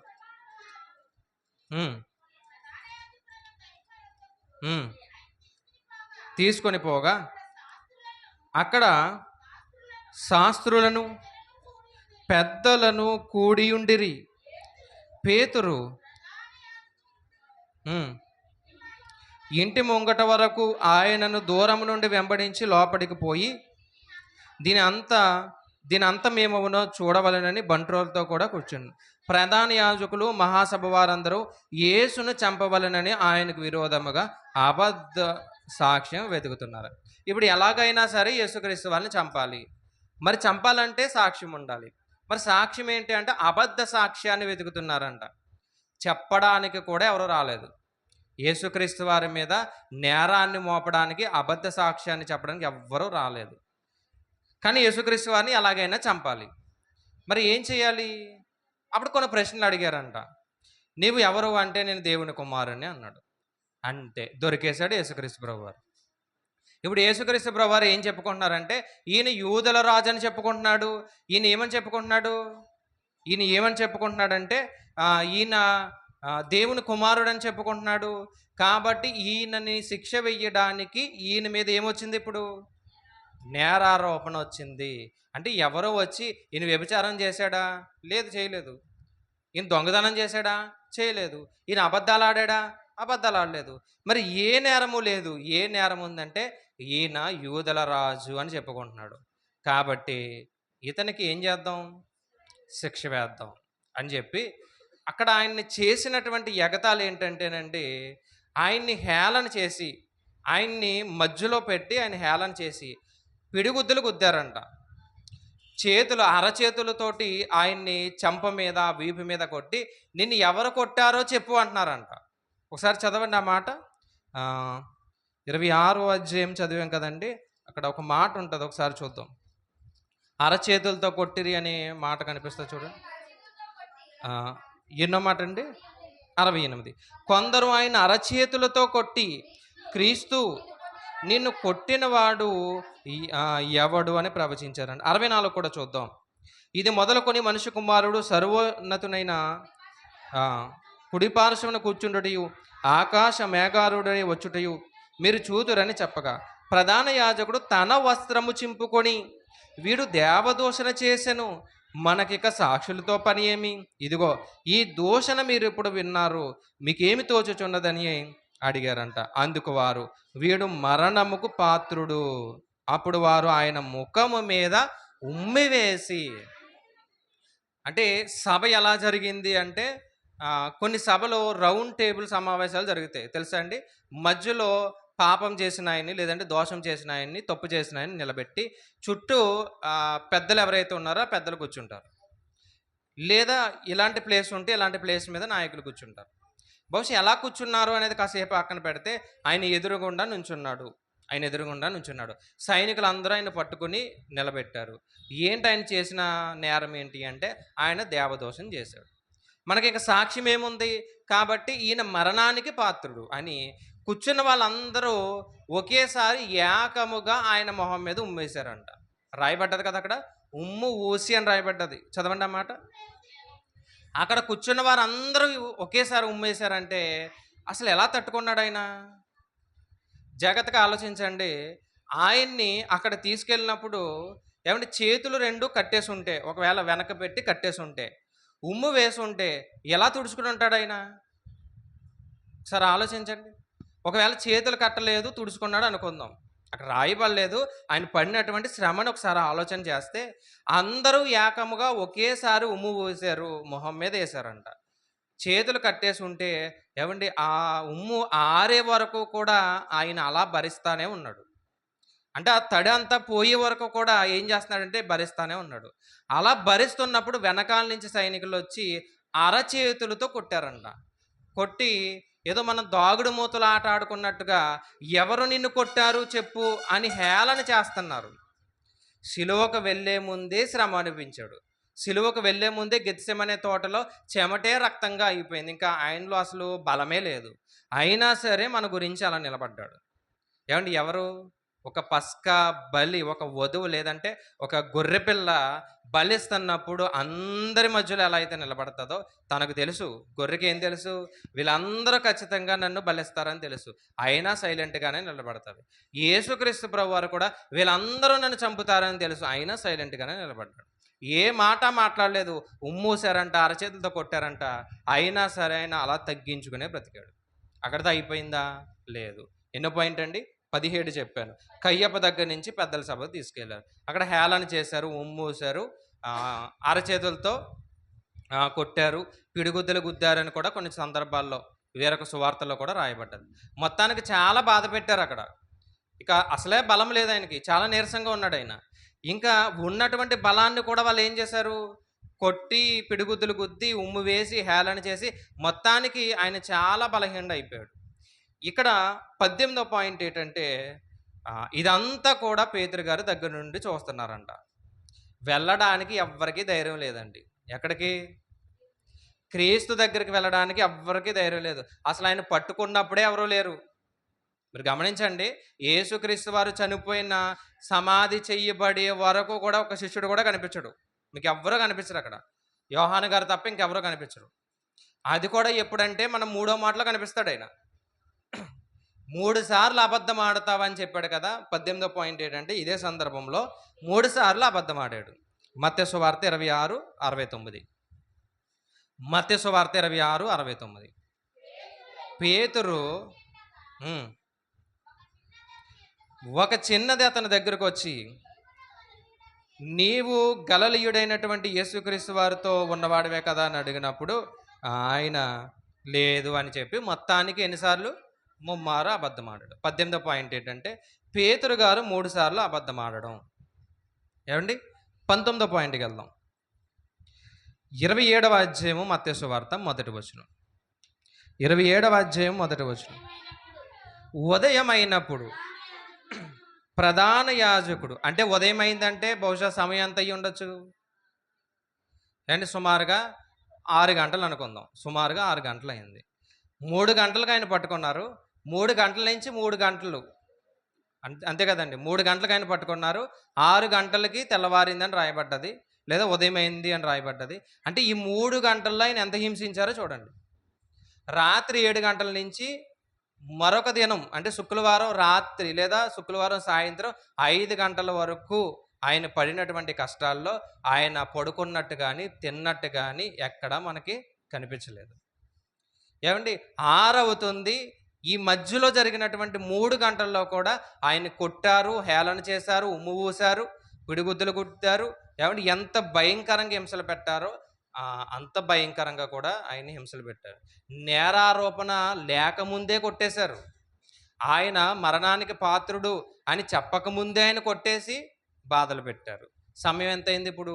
సుమారు 6 గంటలు అయింది. అప్పుడు కయ్యప్ప దగ్గర నుంచి సభ దగ్గరికి, సభ దగ్గర నుంచి ఇప్పుడు మనందరికంటే పెద్దోడు ఒకడు ఉన్నాడు కదా, పిలాతు. పిలాతు దగ్గరికి తీసుకెళ్దామని 6 గంటలకి పిలాతు గారి దగ్గరికి తీసుకెళ్లారు. ఉదయం 6 గంటలకు ఎక్కడ తీసుకెళ్లారు? పిలాతు దగ్గర తీసుకెళ్లారు. ఏమండి? మత్తయి సువార్త 27 మొదటి వచనంలో మనకు కనిపిస్తది. అయితే ఈ మధ్య సమయంలో ఏం జరిగింది అంటే, ఈ 6 గంటలకి ఏం జరిగిందంటే ఒక విషయం జరిగింది. ఏంటంటే, యేసుక్రీస్తు వారిని అప్పగించినటువంటి ఇస్కరియోతు యోధ అదే సమయంలో ఉరిపోసుకొని చచ్చిపోయాడు. ఏమండి? అప్పగించేసావు నువ్వు ప్రభువుని, ఆయన ఎలాంటి వాడో తెలుసా? నీతిమంతుడు, ఆయన దేవుని కుమారుడని ఒక ప్రేరేపణ లోపల నుంచి పదే పదే ఆయన తినేసింది ఇంకా. ఏం చెయ్యాలో తెలియలేదు అతనికి. వెంటనే ఆ 30 వెండి నాణాలకు నేను ప్రభువుని అమ్మేశానని యేసుక్రీస్తు వారు సిలువ వేయబడ్డానికి వెళ్ళే ముందే, అంటే ఉదయం 6 గంటలకే ఆయన ఉరి పోసుకొని చచ్చిపోయాడు. ఏమండి? అసలు ఇలాంటి పరిస్థితి ఎవరికి రాకూడదు, కానీ ఆ ప్రేరేపణ అలాంటిది. పశ్చాత్తాపపడి ఉంటే బ్రతుకుదునేమో, పశ్చాత్తాపపడలేదు. అపవాది ప్రేరేపణకు లొంగిపోయి సుమారు 6 గంటలకు, ఉదయం 6 గంటలకి పిలాతు దగ్గర యేసుక్రీస్తు ప్రభువారు ఉన్నారు. ఒక చెట్టుకి ఉరి పోసుకుని ఇతను చనిపోయాడు. ఏమైందంట? ఉరి పోసుకున్నాడు, వెంటనే పడిపోయాడు. ఏమండి? ఆ సందర్భం మనకు తెలుసు కదా. అక్కడ చనిపోయాడు. చనిపోయిన తర్వాత ఏమైందంటే 20వ పాయింట్ ఏంటంటే, ఇస్కరియోతు యూద అదే సమయానికి చనిపోవడం. 19 ఏంటంటే, యేసుక్రీస్తు వారిని చంపాలని పిలాతు దగ్గర తీసుకెళ్లారు. మత్తయి సువార్త 27:1లో. ఏమండి? 20వ పాయింట్ ఏంటంటే, అదే సమయంలో, సేమ్ అదే సమయంలో ఇస్కరియోతు యూద ఉరి పోసుకుని చనిపోవడం. ఇది 20వ పాయింట్. దాని తర్వాత ఏమైంది? 21వ పాయింట్. లూకా సువార్త 23వ అధ్యాయం మొదటి వచనం. దాని తర్వాత ఏమైంది? లూకా సువార్త 23వ అధ్యాయం మొదటి విషయం. అంతటా వారందరూ లేచి, ఎక్కడి నుంచి? పెద్దల సభ దగ్గర నుంచి అందరూ లేచి ఎక్కడ తీసుకెళ్లారంట? పిలాతు దగ్గరికి తీసుకెళ్లారు. చదవండి. ఇతడు మా తిరగబడి ప్రేరేపించి కైసరనకు, ఏమండి? ఏం చేశాడు ఈయన అంటే, మొత్తానికి దేవదోషం చేశాడు. అంతే కదా. దేవదోషం చేశాడు. అదే కదా, యేసుక్రీస్తు వారు సిలువ వేయబడినప్పుడు వెనకాల రాశారు INRI అని రాశారు. INRI అని రాశారు. ఒకవేళ ఎవరైనా రాసుకుంటే నేను చెబుతానండి, దాని గురించి కూడా రాసుకోండి. INRI అంటే అర్థం ఏంటంటే, ఐ అంటే IESUS అండి, అంటే జీసస్ అని. లాటిన్ భాషలో ఐ వాడతారు, మన భాషలో జే వాడరు అంతే. IESUS అంటే జీసస్ అంటే క్రీస్తు అని. ఎన్ అంటే NAZARENUS, నజరేయుడు అని అర్థం. ఎన్ అంటే నజరేయుడు అని అర్థం. ఆర్ అంటే REX, కింగ్, రాజు. మరి ఆయన అదే కదా చెప్పాడు, నేను ఎవరు? యూదులకి రాజు అని చెప్పాడు. ఇక ఐ అంటే ఏంటంటే యూదుడు అని అర్థం. INRI అంటే ఈయన నేను యూదులకు రాజు అని చెప్పుకున్నాడు అని అర్థం. INRI అంటే అర్థం ఏంటంటే ఈయన యూదులకు రాజు అని చెప్పుకున్నాడు అని అర్థం. ఏమండి? అలా చెప్పుకున్నాడనే కదా పిలాతు దగ్గర తీసుకెళ్లారు. ఎన్నో పాయింట్ అంటే 21వ పాయింట్. క్రీస్తుని ఎక్కడ తీసుకెళ్లారు? పిలాతు దగ్గర తీసుకెళ్ళి పిలాతు దగ్గర నిలబెట్టారు. ఈయన ఎవరు అని అడిగాడు. ఈయన ఎవరు అంటే, ఈయన గలిలయుడండి అని చెప్పారు. ఆవిడ పిలాతు ఏం చెప్పాడంటే, ఈయన నా దగ్గరికి తీసుకురావడం ఏంటి, మీరు ఎక్కడ తీసుకెళ్ళాలి? ఈయన గలిలయుడు కదా, ఇప్పుడు ఎక్కడ తీసుకెళ్ళాలి? ఇప్పుడు మనకి రేషన్ ఇస్తారు కదండి, ఏ వార్డులో ఉంటే ఆ వార్డుకి ఇస్తారు. మీరు ఇక్కడి నుంచి అనపతి వెళ్ళారనుకోండి, ఇస్తారా? మీకు అర్థం కావడం చెప్తున్నానండి. ఈయన గలిలయుడు కాబట్టి ఈయన ఖచ్చితంగా శిక్ష ఎక్కడ వేయాలి? ఆయన ఉన్న ప్రాంతంలోనే వేయాలి. ఆయన ఉన్న ప్రాంతంలో అధికారి ఎవరు? హేరోదు. మరి ఇప్పుడు ఎక్కడ తీసుకెళ్ళాలి? హేరోదు దగ్గర తీసుకెళ్ళాలి. ఇప్పుడు మళ్ళా పిలాతు దగ్గర నుంచి ఎక్కడ తీసుకెళ్తున్నారు? హేరోదు దగ్గరికి. ఎన్నో పాయింట్ అంటే 22వ పాయింట్. పిలాతు హేరోదు దగ్గరికి పంపమని చెప్పాడు. కారణం ఈయన గలిలయుడు. లూకా సువార్త 23:5. ఏమండి? 21వ పాయింట్ ఏంటంటే, క్రీస్తుని పిలాతు దగ్గరికి తీసుకొచ్చారు. 22 ఏంటంటే, పిలాతు హేరోదు దగ్గరికి పంపించండి అని చెప్పాడు. కారణం ఈయన గలిలయుడు కాబట్టి. ఏంటో అర్థమవుతుందండి ఈయన ఎంత తిరుగుతున్నాడో? సిలువకు వెళ్ళే ముందు ఎంత తిరిగాడో మీకు అర్థమవుతుందా? పిలాతు దగ్గర నుంచి మరలా ఎక్కడికి వెళ్ళాడు? ఏమండి అర్థమైందండి? 22వ పాయింటు, పిలాతు హేరోదు దగ్గరికి పంపించమని చెప్పాడండి. లూకా సువార్త 23:5. మళ్ళా చెప్పనండి. 19వ పాయింట్ ఏంటంటే, క్రీస్తుని ఖచ్చితంగా చంపేయాలని చెప్పేసి పిలాతు దగ్గర తీసుకెళ్లారు. అదొక పాయింట్. 20వ పాయింట్ ఏంటంటే, అదే సమయంలో ఇస్కరియోతు యోధాన్ని చంపారు. ఏమండి? 21వ పాయింట్ ఏంటంటే, ఉదయం అయినప్పుడు పిలాతు దగ్గర తీసుకెళ్లారు. అంటే 19, 20 రెండు ఒకటే. 19లో ఏంటంటే ఖచ్చితంగా చంపాలని కక్ష కట్టి తీసుకెళ్లారు. 21వ పాయింట్ ఏంటంటే, క్రీస్తుని ఎక్కడ ఎక్కడ నిలబెట్టారు? పిలాతు దగ్గర నిలబెట్టారు.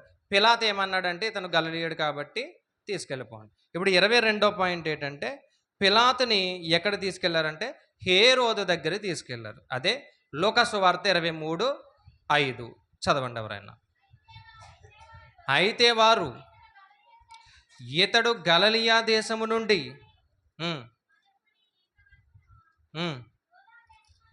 యోధా దేశమంతటా ప్రజలను మేపుచున్నాడని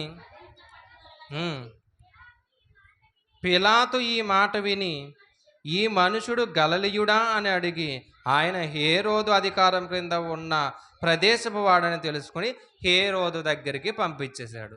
పిలాతు దగ్గర నుంచి మరలా ఎక్కడికి వెళ్ళాడు? క్రీస్తు ఏదో సిలువ వేయబడ్డాడు అంటే వెంటనే సిలువ దగ్గరికి వెళ్ళిపోయాడు అనుకుంటాం.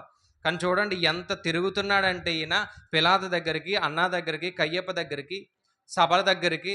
ఏమండి సభ దగ్గర నుంచి మరలా పిలాతు దగ్గరికి వెళ్ళాడు. పిలాతు అంటున్నాడు, ఇతను మావాడు కాదయ్యా, ఎక్కడ తీసుకెళ్ళాలి?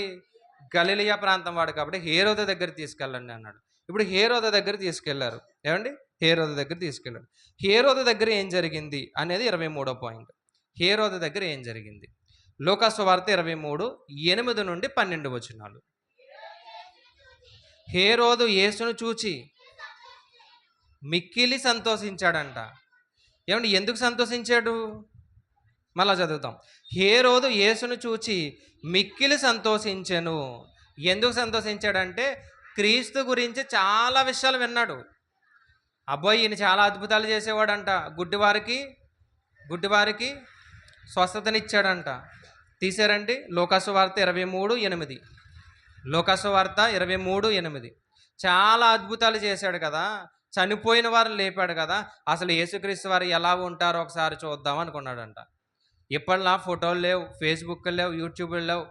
ఏమంటే ఓపెన్ చేయగానే రావడానికి యేసుక్రీస్తు వారే డైరెక్ట్గా వచ్చారు. ఈయన ఎవరు అంటే యేసుక్రీస్తు ప్రభు. చూడగానే ఆనందపడిపోయాడంట, ఆశ్చర్యపోయాడంట. ఫస్ట్ విచారణ తర్వాత చేద్దాము, ఏదన్నా ఒక సూచక్రియ చేయవయ్యా అని అడిగాడంట. విచారణ తర్వాత చేద్దాంలే, ఫస్ట్ నువ్వేం చేయాలి? ఏదన్నా సూచక్రియ చేయవయ్యా అని అడిగాడంట. అప్పుడు ఏం చేశాడు యేసుక్రీస్తు ప్రభు వారు?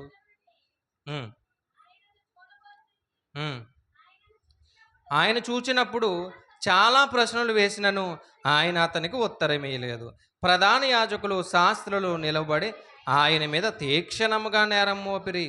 హేరోదు తన సైనికులతో కలిసి ఆయనను తృణీకరించి అపహసించి ఆయనకు పై ప్రశస్తమైన వస్త్రమును తొడిగించి పిలాతు నొద్దకు మరలా పంపెను. మరలా ఎక్కడికి వెళ్తున్నాడు ఈయన? పిలాతు దగ్గర నుంచి వచ్చాడు, మరలా ఎక్కడికి వెళ్తున్నాడు? ఎందుకంటే ఏం మాట్లాడలేదంట. అక్కడ మాట్లాడే పనే లేదు ఆయనకి. ఎక్కడ మాట్లాడాలో ఆయనకు తెలుసు. ఏమంటే ఎక్కడ వాదించాలో ఆయనకు తెలుసు. పిలాతు దగ్గరికి వెళ్ళాడు. మరలా ఎక్కడికి? హేరోదు దగ్గర నుంచి ఎక్కడికి వెళ్ళాడు? పిలాతు దగ్గరికి వెళ్ళాడు. 24వ పాయింట్. పిలాతు యేసు మరణానికి అంగీకరించేశాడు. ఎందుకంటే చాలాసార్లు తిరుగుతున్నారు కదా, ఇన్నిసార్లు తిరగడం ఏంటని యేసు మరణానికి అంగీకరించాడండి. ఏమండి మత్తయి సువార్త 27:22 నుంచి చూద్దాం. మత్తయి సువార్త 27:22 నుండి. అందుకు పిలాతు, అలాగైతే క్రీస్తు అనబడిన యేసును ఏమి చేతుమని వారిని అడుగగా, సిలువ వేయండి అని అందరిలో చెప్పారంట. అధిపతి చదవండి అమ్మా. అసలు అతడు ఏ దుష్కార్యం చేశాడు? వారు సిలువ వేయమని మరీ ఎక్కువగా కేకలు వేస్తున్నందుకంట పిలాతు ఎక్కువ అవుచున్నదే గాని గ్రహించి ఉమ్, జన సమూహం ఎదుట చేతులు కడుక్కొని ఈ నీతిమంతుని రక్తము గూర్చి నేను నిరపరాధిని మీరే చూచుకొనుడని చెప్పాను. అందుకు ప్రజలు వాని రక్తము మా మీద మా పిల్లల మీద ఉండును గాకనిరి. అప్పుడు అతడు వారు కోరినట్టు బరబ్బాను వారికి విడుదల చేసి యేసును కొరడాలతో కొట్టించి సిలువకు అప్పగించారు. ఏమంటే యేసుక్రీస్తు వారిని పిలాతు దగ్గర ఉన్నాడు కదా. 24వ పాయింట్ ఏంటంటే, పిలాతు ఏం చేశాడంటే ఒకే పనిగా ఏం చేస్తున్నారంట, కేకలు పెడుతున్నారంట, లేదు ఖచ్చితంగా సిలువెయ్యాలి, ఖచ్చితంగా సిలువెయ్యాలి అని. మరి ఏం చేస్తాడు ఇంక పిలాతు? సిలువెయ్యాలి. అప్పుడు బరబ్బాని తీసుకొచ్చి పెట్టారంట. బరబ్బా కావాలా, యేసుక్రీస్తు వారు కావాలా? ఎవరు కావాలి? ఎవరు కావాలి? ఏమండి, బరబ్బాయే కావాలి అన్నారు. యేసుక్రీస్తు వారు ఏం మాట్లాడతలేదు, మౌనంగానే ఉన్నారు. నీవు రాజువా అంటే అవును రాజుని. పిలాతు అడుగుతాడు కదా, నీవు రాజువా అంటే అవును రాజునే అన్నాడు. బరబ్బాని తీసుకొచ్చారంట. సరే, మనుషులు ఏమన్నా కొంచెం మానవత్వం ఉంటుంది కదా, సరే అని బరబ్బాని తీసుకొచ్చి ముందు పెట్టారంట. ఆ బరబ్బా ఎలాంటి వాడంట? ప్రఖ్యాతి నొందినటువంటి బందిపోడు దొంగ. అంటే మోస్ట్ వాంటెడ్ పీపుల్ అన్నమాట. అతను పట్టుకుంటే చాలా ఇస్తామంటారు కదా, అలాంటి వాడిని తీసుకొచ్చారు, అలా నిలబెట్టారు. నీకు బరబ్బా కావాలి, యేసుక్రీస్తు వారు కావాలంటే బరబ్బాయే కావాలి, యేసుక్రీస్తు వారిని చంపేయండి అన్నారు. బరబ్బా చనిపోతేనే యేసుక్రీస్తు వారు ఏమండి సిలువకి వెళ్తారా? వెళ్ళరు. బరబ్బా విడుదలయ్యాడు కాబట్టి యేసుక్రీస్తు వారు సిలువకి వెళ్ళారు. ఈరోజు మనకు విడుదల వచ్చిందంటే కారణం ఏంటంటే, బరబ్బా అయినటువంటి నన్ను ఆయన విడుదల చేశాడు. పిలాతు విడుదల చేయడం కాదు. ఎవరు విడుదల చేశారు? బరబ్బా లాంటి మనస్తత్వం కలిగినటువంటి నన్ను యేసుక్రీస్తు ప్రభువారు ఏమీ మాట్లాడకుండా మౌనంగా ఉండి ఆ రోజు నన్ను విడుదల చేశాడు కాబట్టే, ఈరోజు మనల్ని విడుదల చేశాడు కాబట్టే క్రీస్తు సిలువ దగ్గరికి వెళ్ళారు. క్రీస్తు సిలువ దగ్గరికి వెళ్ళారు కాబట్టే ఏమొచ్చింది మనకి? విడుదల వచ్చింది. బరబ్బానే విడుదల చేసి ఉంటే క్రీస్తు సిలువ దగ్గరికి వెళ్ళరు. బరబ్బా విడుదలయ్యాడు. ఏమండి, క్రీస్తు సిలువ దగ్గరికి వెళ్ళారు. సిలువ మీద మరణించాడు. ఈరోజు పాపంలో నిండిపోతున్నటువంటి మనందరికీ కూడా ఏమిచ్చాడు ఆయన? రక్షణ ఇచ్చాడు. ఏమండి, సిలువకు అప్పగిస్తున్నారంట. సాధారణంగా అప్పగించవచ్చు కదా, లేదు, కొరడాలతో కొట్టి అప్పగించారంట. ఎలా కొట్టారు? కొరడాలతో కొట్టి అప్పగించారంట. బహుశా సమయం ఎంత అవ్వచ్చు? ఎంత అయిందంటే, యేసుక్రీస్తు వారు సిలువ మోసే సమయం ఉదయం 9 గంటలండి. సుమారు ఉదయం 9 గంటలకు ఆయన ఏం వేశారంటే సిలువ వేసేశారు. ఆ సిలువ వేసినప్పుడే మళ్ళా శ్రమలు. ఎన్నో పాయింట్ చెప్పాను? 24 ఏంటంటే, పిలాతు యేసు మరణానికి అంగీకరించాడు. నేను నా చేతులు కడిగేసుకుంటున్నాను, ఈ నీతిమంతుడి యొక్క పాపం మీ చేతుల మీదకి వస్తుందని కడిగేసుకున్నాడు. 25వ పాయింట్ చూద్దాం. మత్తయి సువార్త 27వ అధ్యాయము 27వ వచనం. ముగిస్తానండి. మత్తయి సువార్త 27వ అధ్యాయం 27వ వచనం. ఎవరన్నా ఒకరు చదవండి. అప్పుడు అధిపతి యొక్క సైనికులు యేసును అధికార మందిరంలోనికి తీసుకెళ్ళి సమకూర్చిరి. వారు ఆయన వస్త్రములని తీసివేసి ఏమిచ్చారంట? ఎర్రని అంగి తొడిగించి ముండ్ల కిరీటమును అల్లి ఆయన తలకు పైగా పెట్టారంట. ఏమంటే సిలువకి అప్పగించచ్చు కదా, మరణం వేసేసాడు పిలాతు, సిలువ మీద చంపేయచ్చు కదా యేసుక్రీస్తు వారిని. లేదండి, ఆయన ఎంత కొడుతున్నా సరే వీళ్ళ యొక్క కక్ష అనేది తీరట్లేదు, వీరి యొక్క పగ అనేది తీరట్లేదు. ఎంత హింసించినా ఇంకా హింసించాలనుకుంటున్నారు. రాత్రి 7 గంటల నుంచి ఉదయం 9 గంటల వరకు ఆయన పడే శ్రమ చూసారా, ఎంత భయంకరమైన శ్రమ. ఈరోజు సిలువ మరణం అంటే ఏదో సింపుల్గా అనుకుంటున్నాం, రొట్టె అంటే ఏదో సింపుల్ అనుకుంటున్నాం, ద్రాక్షరసం అంటే ఏదో కాసేపు అలా వచ్చి ప్రార్థన చేసుకుని తీసేసుకునేది అనుకుంటున్నాం. క్రీస్తు వాక్యం దగ్గరకు వచ్చినా సరే అసలు వినలేని వారుగా మనం అయిపోయాం. క్రీస్తు మాటలు హృదయంలో భద్రపరుచుకోలేని వారుగా అయిపోయాం. కానీ ఆ క్రీస్తు మాట మన హృదయానికి రావడానికి రాత్రి 7 గంటల నుంచి సాయంత్రం 5 గంటల వరకు, సుమారు మధ్యాహ్నం 3 గంటల వరకు ఆయన పడినటువంటి శ్రమ ఒకసారి ఆలోచిస్తే, ఆ మధ్య సభలోనే పిడిగుద్దులు గుద్దారంట, ఇంకా అరచేతులతో కొట్టారు, ఉమ్ము వేశారు. అక్కడి నుంచి పిలాతు దగ్గరికి, పిలాతు దగ్గర నుంచి హేరోదు దగ్గరికి, మరలా హేరోదు దగ్గర నుంచి మరలా పిలాతు దగ్గరికి. పిలాతు ఇంకేమి చేయలేక, సరే మరణం వేసేయండి, శిక్ష వేసేయండి అన్నాడు. తీసుకెళ్లారంటండి ఒక చోటకి, లోపలికి తీసుకెళ్లారంట. తీసుకెళ్ళి ఏం చేశారంటే ఎర్రటి అంగి ఒకటి తొడిగారంట. హ్మ్. ముండ్ల కిరీటాన్ని పెట్టారు. ఎందుకు ముండ్ల కిరీటాన్ని పెట్టారు? నువ్వు రాజు రాజు అంటున్నావు కదా, మరి రాజుకి ఏముండాలి? ఖచ్చితంగా కిరీటం ఉండాలి. ముళ్ళ కిరీటాన్ని పెట్టారంట. అంటే మొత్తం ఆ కిరీటం చుట్టూ ఏముంటాయంటే పెద్ద పెద్ద ముళ్ళులు పెట్టారు. అవి తలకి ఒక్కసారిగానే అలా పెట్టగానే, ఏవండి, ముళ్ళులన్నా ఇలా పెట్టుండ్రు ఇలా పెట్టారంటే ఖచ్చితంగా ఇలాగే పెట్టారు. ఎందుకంటే రక్తం కారుతుంది అని చదివాం కదా. ముళ్ళు ఇలా పెట్టారనుకోండి గుచ్చుకోదు ఇలా పెట్టినప్పుడు. మరి ఇలా పెడితేనే కదా లోపలికి వెళ్తది. అసలే ఇక్కడ ఏముంటాయి మనకి? ఒకసారి ఇలా ముట్టుకొని చూడండి అవసరమైతే. చాలా చిన్న చిన్న నరాలు ఉంటాయి మనకి. అలా ముళ్ళ కిరీటాన్ని పెట్టినప్పుడు మొత్తం ఈ తలంతా కూడా ఇక్కడి నుంచి వెళ్ళి మొత్తం అంతా కూడా లోపలికి ముళ్ళన్నీ దిగిపోయినాయి. తీసుకోవడానికి శక్తి లేదు. ఏవండి, తీసుకునేటటువంటి అవకాశం లేదు. తీసుకున్నా మరలా పెడతారు. ఒకవేళ తీసుకున్నా మరలా పెడతారు. ఒక పక్క రక్తం కారిపోతుందంట. మరి నువ్వు రాజువు కదా, నీ చేతిలో ఏముండాలంటే ఖచ్చితంగా కత్తి ఉండాలి, లేదంటే యుద్ధం చేయడానికి ఏదో ఒకటి ఆయుధం ఉండాలి. మరి ఏం పెట్టాలి? రెల్లు పెట్టారంట. చదవండి. ఒక రెల్లు తీసుకొని చేతిలో పెట్టారంట. రెల్లు అంటే తెలుసు కదా, మనకి ఇక్కడ చెట్ల దగ్గర కట్ట దొరుకుతూ ఉంటాయి కొన్ని పెద్ద పెద్ద కొమ్మల్లాంటివి అంటాం కదా, రెల్లు అంటాం కదా. మనకి ఇది చేశారు కదా, మనం మట్లాద్వారం చేశారు. మట్లాద్వారానికి పూలు గుచ్చారు, దాన్ని కూడా రెల్లనే అంటారు. అలాంటిది ఒకటి చేతిలో పెట్టి, అంటే అది ఒక ఆయుధంగా నువ్వు రాజువి అన్నట్టు చేతిలో పెట్టారు. చేతిలో పెట్టడమే కాదు, పెట్టిన తర్వాత మరలా తీసుకుని ఏం చేశారంటే చూడండి, మోకాళ్ళు వేశారంటే ఎవరు?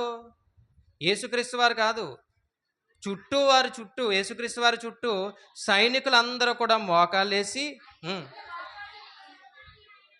యూదుల రాజా నీకు శుభమని ఆయన్ను అపహసించి ఆయన మీద ఉమ్ము వేసి ఆ రెల్లును తీసుకొని దానితో ఆయన తల మీద కొట్టిరి. అంటే ఆల్రెడీ తల మీద ముళ్ళ కిరీటాన్ని పెట్టారు, రక్తం కారిపోతుంది. ఆయన చెమటే రక్తంలో కారిపోయింది. అసలు ఆయన శరీరం రక్తం ఉందో లేదో కూడా తెలియదు, అంత భయంకరమైన పరిస్థితి.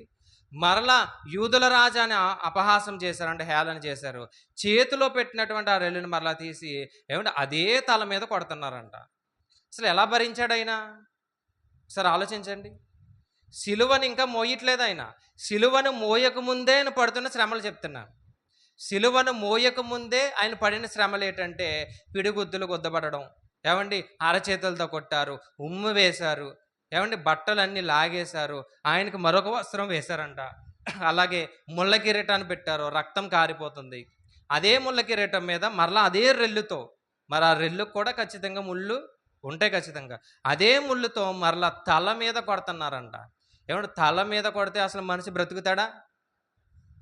అలాంటి శ్రమ పడుతున్నాడండి. సిలువ దగ్గరికి వెళ్ళలేదు ఆయన.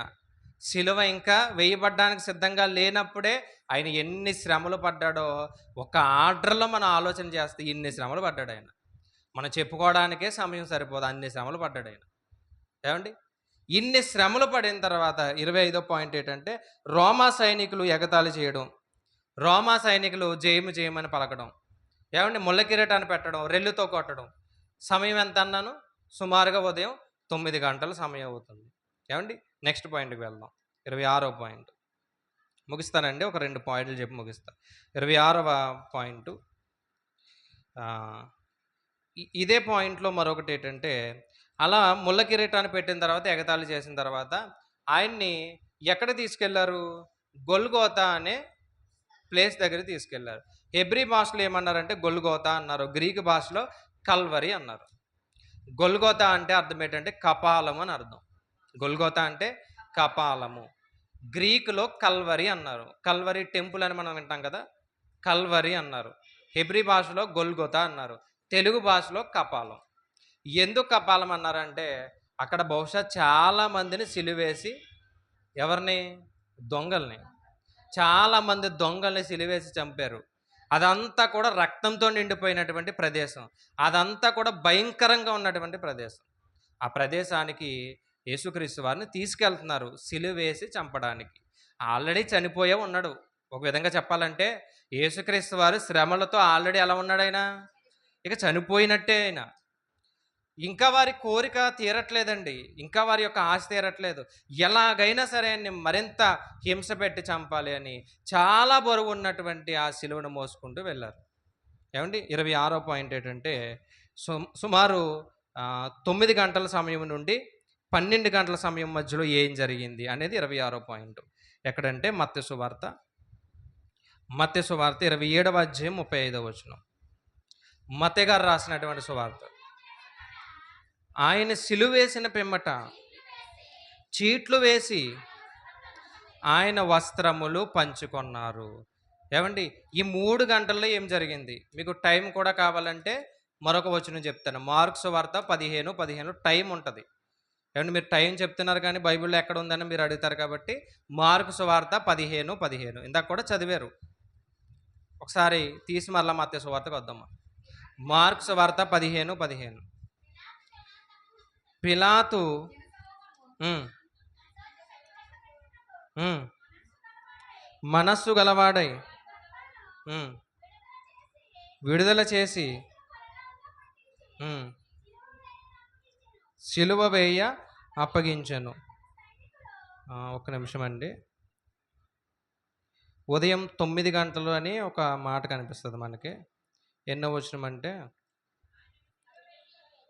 15:25 అండి. చదవండి. ఆయన్ను సిలువ వేసినప్పుడు పగలు 9 గంటలు.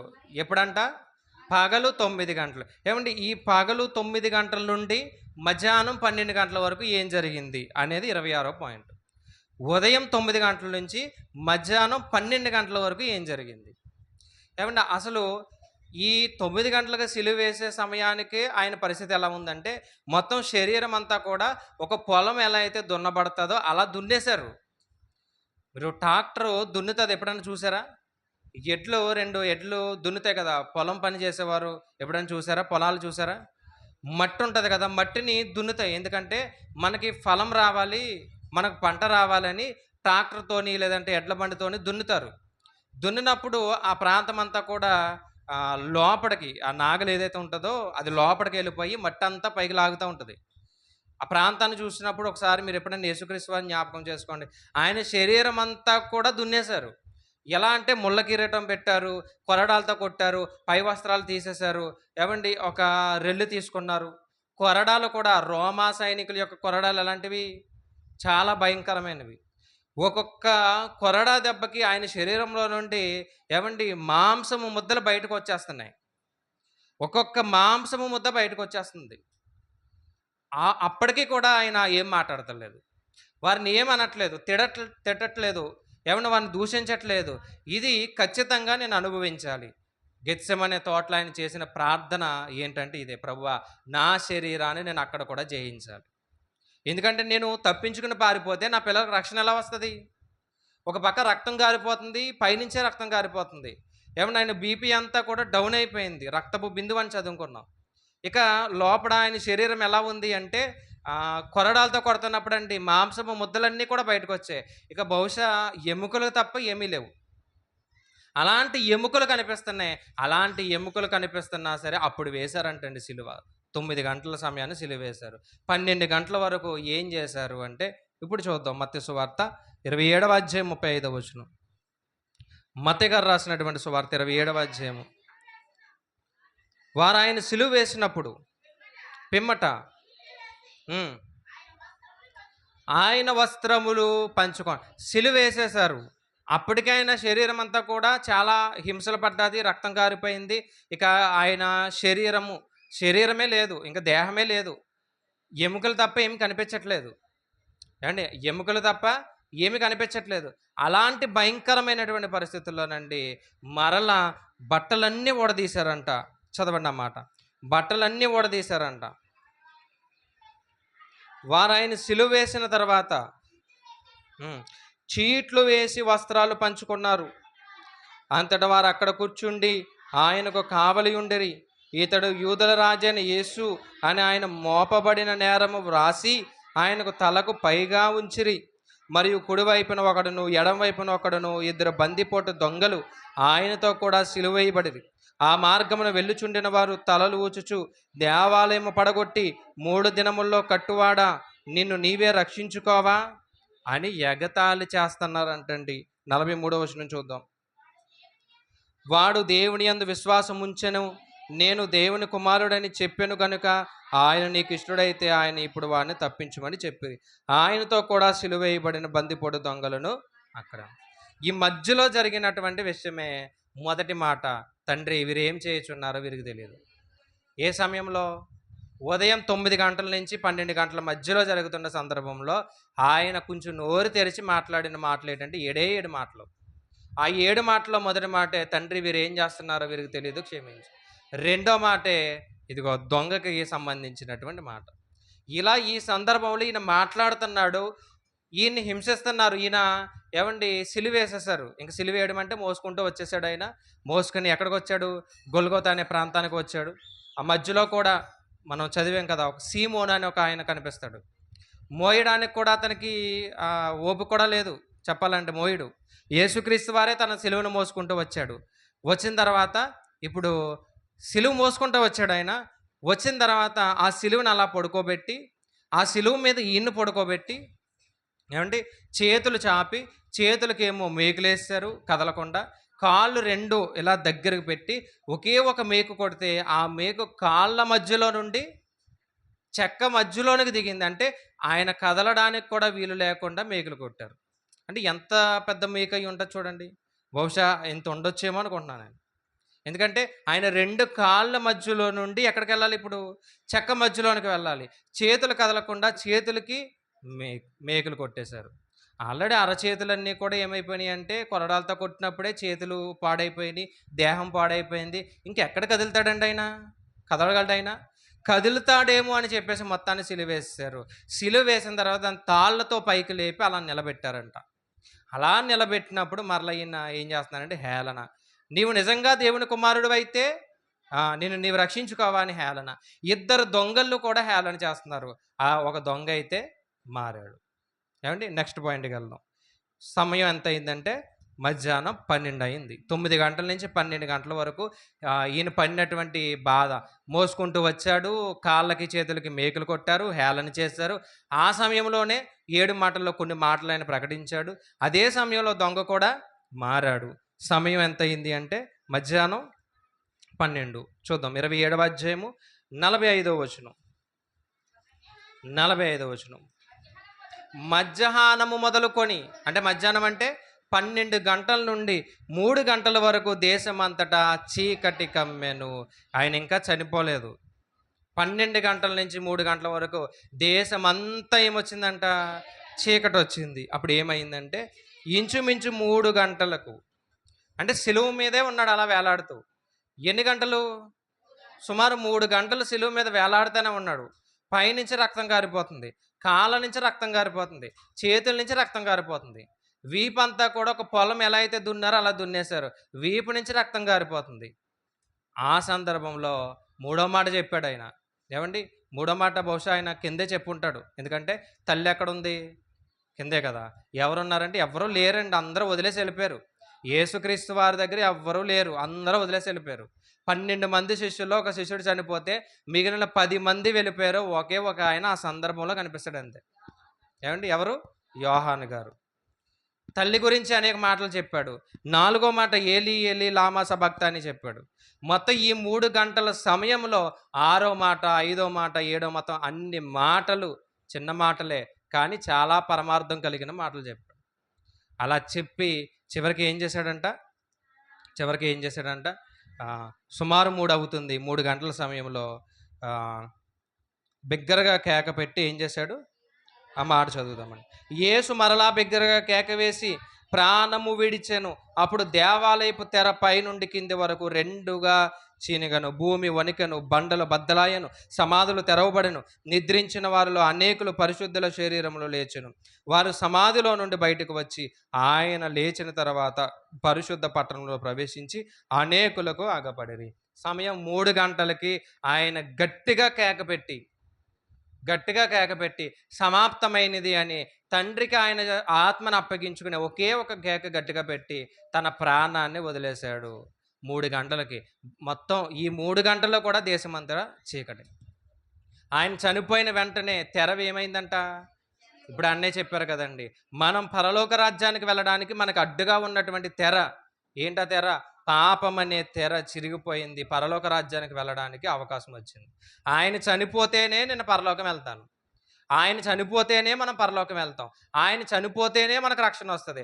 ఆయన చనిపోకపోతే మనకు రక్షణ రాదు. అందుకే గట్టిగా కేక పెట్టాడు. తన ప్రాణాన్ని వదిలేశాడు. వదిలేసిన తర్వాత ఏమైంది? 3 గంటల నుంచి 5 గంటల వరకు ఏమైంది? ఆ మధ్యది కూడా మనం చదువుకొని ముగించుకున్నాం. మరి చనిపోయాడు కదా! శుక్రవారం చనిపోయాడు. ఇదే సమయానికి 3 గంటలవుతుంది చనిపోయాడాయన. చనిపోయిన తర్వాత ఏవండీ చనిపోయిన తర్వాత ఏమైందంటే 6 గంటల్లోపు సమాధి చేయాలి. ఎందుకంటే శనివారం విశ్రాంతి దినం. సమాధి మీద లేదంటే శిలువ మీద యేసుక్రీస్తు వారిని అలా ఉంచడానికి వీల్లేదు. మరి యేసుక్రీస్తు వారిని సమాధి చేయాలి. ఆయన దగ్గరికి ఎవరొచ్చారు? ఎవరూ రాలేదు కదా! మరి సమాధి చేయడానికి ఎవరొచ్చారు? ఎవ్వరూ రాలేదు. ఒక ఆయనొచ్చాడండి. ఎక్కడి నుంచొచ్చాడో తెలీదు. ఎవరో తెలీదు. మొత్తానికొచ్చాడు. అతని పేరు అరిమతయి యోసేపు. ఏవండీ చదివాం కదా ఇందాక. అరిమతయి యోసేపు. మీకెక్కడా కనిపించిన మాట క్రీస్తు చనిపోయిన తర్వాత కనిపించింది. వెంటనే వెళ్ళాడంట ప్రధాన యాజకుల దగ్గరికి. అందరూ అన్నారంట, నిజముగా ఈయన దేవుని కుమారుడు. ఎందుకంటే తెర చినిగిపోయింది. భూమి వణికింది. ఆకాశమే ఏమైపోతుందో మాకు అర్థం కావట్లేదు. నిజమే ఈయనెవరు? దేవుని కుమారుడు. ఇప్పుడు సమాధి చెయ్యాలి. సమాధి చేయకుండా అలా ఉంచకూడదు. సమయం 5 అవుతది. 5 లోపే సమాధి చెయ్యాలి. మరి ఎవరు చెయ్యాలి? ఎవరూ లేరు కదా! శిష్యులందరూ పారిపోయారు. అరిమతయి యోసేపు వచ్చాడు. 27వ అధ్యాయం మీకు 57వ వచనం కనిపిస్తది. ఏవండీ? వచ్చి ప్రధాన యాజకుల దగ్గరికెళ్ళి, అయ్యా మరి మేము యేసుక్రీస్తు వారిని సమాధి చేయిస్తాం. మాకు అవకాశం ఇవ్వండి అంటే, సరే మీరు అవకాశం ఇస్తున్నాను చేసుకోండి అని ఆజ్ఞాపించాడు. అరిమతయి యోసేపు తాను చనిపోయిన తర్వాత తన గురించి ఒక సమాధి తవ్వించుకున్నాడంట. అంటే బహుశా ఇతను ఎవరై ఉండొచ్చు? ధనవంతుడై ఉండొచ్చు. అతను చనిపోయిన తర్వాత అతను సమాధి చేయబడడానికి ఏం తవ్వించుకున్నాడంట? ఏవండి అతని సమాధిలో యేసుక్రీస్తు వారిని పెట్టారు. ఏవండి అసలు ఇంత ధైర్యం ఎవరికొస్తదండి? వెళ్ళడానికి, అడగడానికి, ఆయన సమాధిలో ఈయన్ని పడుకోబెట్టడానికి. శిష్యులు 3.5 సంవత్సరాలు ఉన్నారు. ధైర్యంతో ముందుకు ఎవరైనా వచ్చారా? రాలేదు. తెగించి ఎవరన్నా వచ్చారా? రాలేదు. ఎక్కడి నుంచి వచ్చాడో తెలీదు. యేసుక్రీస్తు వారిని ఎప్పటి నుంచి వెంబడిస్తున్నాడో తెలీదు. నేను ఎలాగైనా సరే యేసుక్రీస్తు వారి యొక్క పరిచర్యలో ఉండాలి అనుకున్నాడు. చనిపోయిన తర్వాత యేసుక్రీస్తు వారికి పరిచర్య చేశాడు. స్త్రీలందరూ వచ్చారంట. మరియలు వీళ్ళందరూ వచ్చారంట. సుగంధ ద్రవ్యాలన్నీ వేశారు. వేసిన తర్వాత అరిమతయి యోసేపు వెళ్ళాడు. వెళ్ళి ఏం చేశాడు? ఆయన సమాధిలో ఈయన్ని కార్యక్రమాన్ని చేశారు. 5 అవుతుంది. సమాధి కార్యక్రమం అయిపోయింది. శుక్రవారం 5 ఆ సమయానికి యేసుక్రీస్తు వారిని ఏం చేశారు? సమాధి చేసేశారు. ఎందుకంటే 6 అయిందనుకోండి సమాధి చేయడానికి వీల్లేదు. వారికి ఏమొస్తుంది? విశ్రాంతి దినం వస్తది. కాబట్టి ఈ 2 గంటల్లోనే మరి సమాధి తవ్వాలి. ఒక రాడు తవ్వాలంటే ఎంత సమయం పడతది? అందుకే నా సమాధినే యేసుక్రీస్తు వారికి ఇస్తున్నాను అన్నాడు. యేసుక్రీస్తు వారు ఎలాగా తిరిగి లేగుస్తాడని నమ్మకం ఎవరికుంది? అరిమతయి యోసేపుకుంది. ఇచ్చాడండి. అక్కడ సమాధి చేశారు. సుగంధ ద్రవ్యాలు వేశారు. నారబట్ట కట్టారు.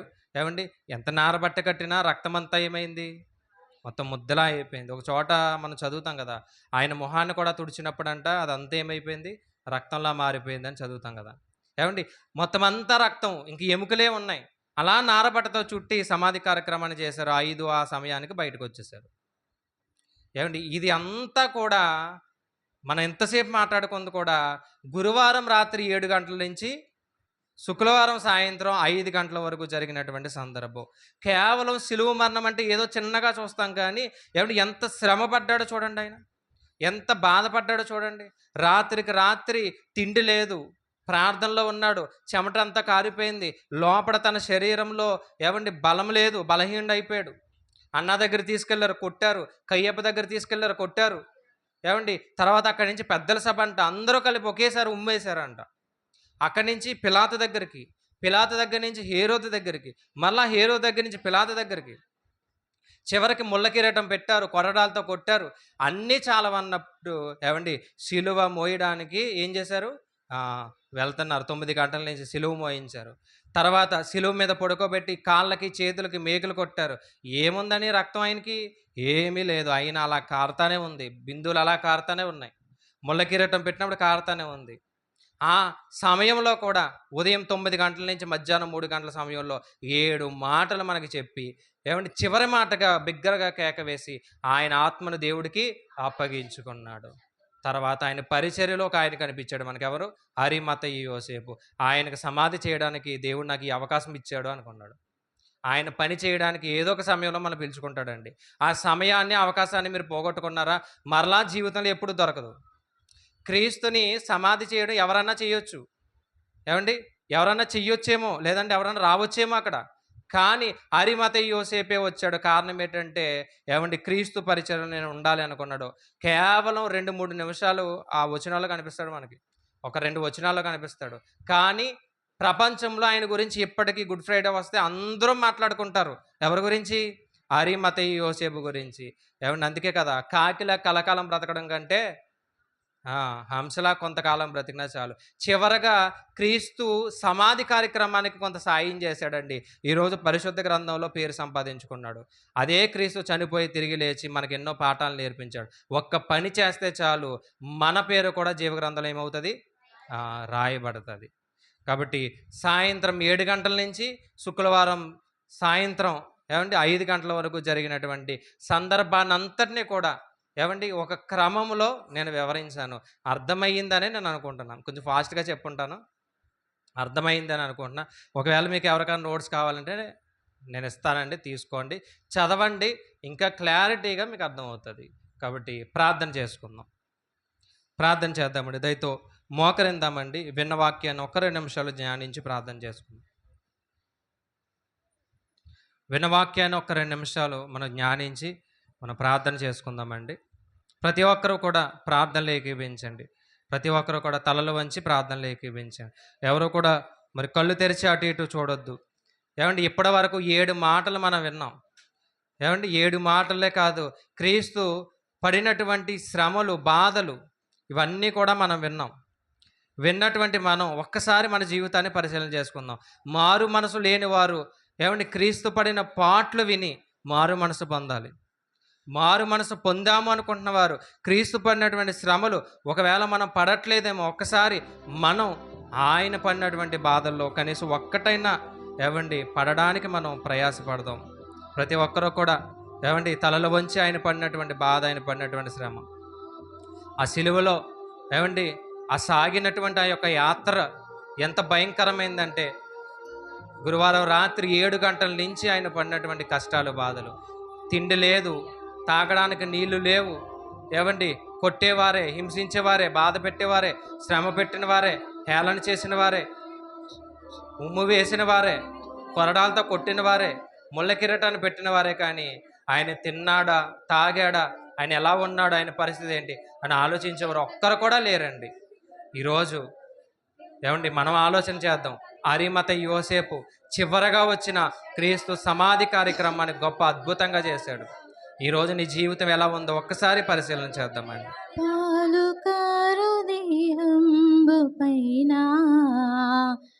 పాపాత్ముల కొరడాలు ఎన్నో, పాలుకారు దేహంబు పైన పాపాత్ముల కొరడాలు ఎన్నో, నాట్యమాడినాయి నడి వీధిలో నడిపాయి, నాట్యమాడినాయి నడి వీధిలో నలిపాయి, నోరు తెరువలేదా ఈ ప్రేమ, బదులు పలుకలేదా ఈ ప్రేమ, నోరు తెరువలేదా ఈ ప్రేమ, బదులు పలుకలేదా ఈ ప్రేమ, ఇది ఎవరి కోసమో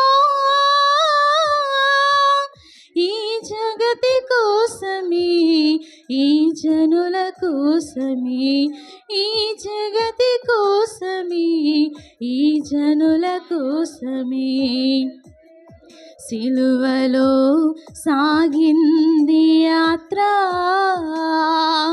కరుణామయు నీ దయగల పాత్ర, సిలువలో సాగింది యాత్ర.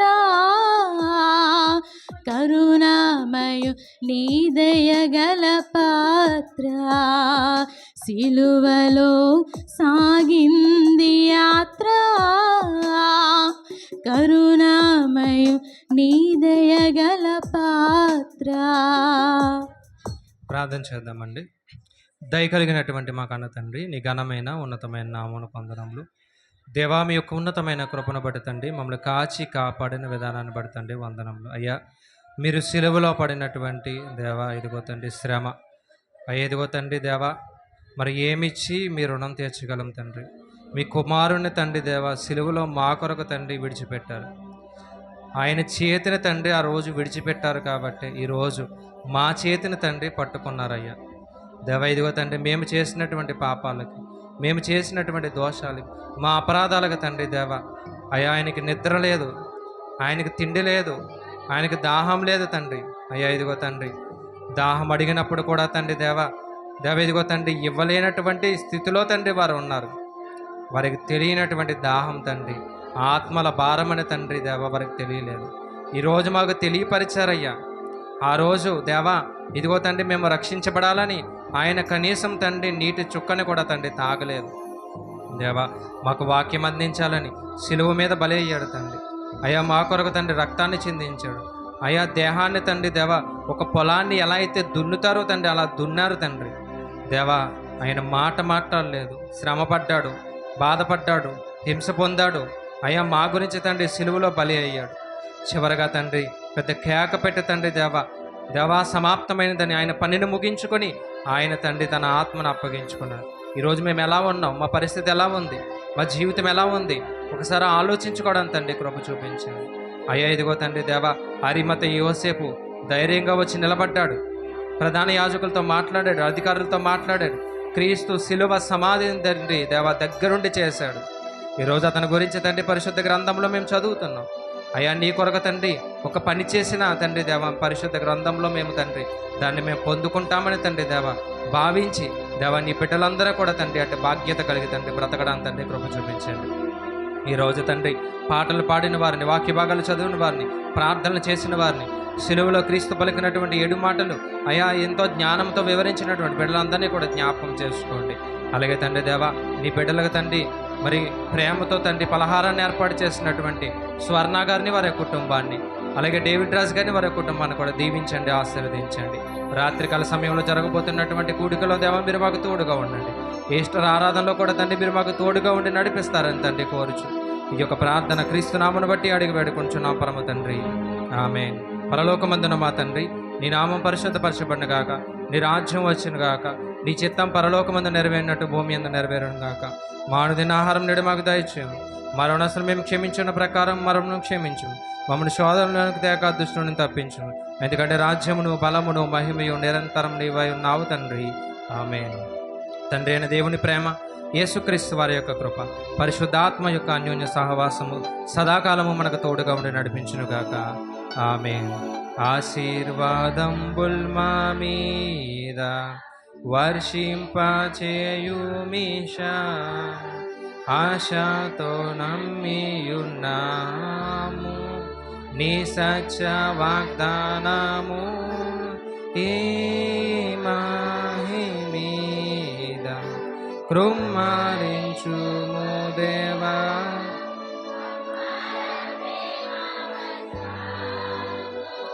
కృమ్మరించుము దేవా, ఆమేన్. అందరికీ వందనాలండి. మరి ఈరోజు మన ప్రేమించి మనకు అల్పాహారాన్ని ఏర్పాటు చేశారు స్వర్ణ గారు, అలాగే డేవిడ్ రాజు గారు, వారి కుటుంబం దయతో తీసుకుని వెళ్ళాలని దేవుడి పేరట కోరుచున్నాం.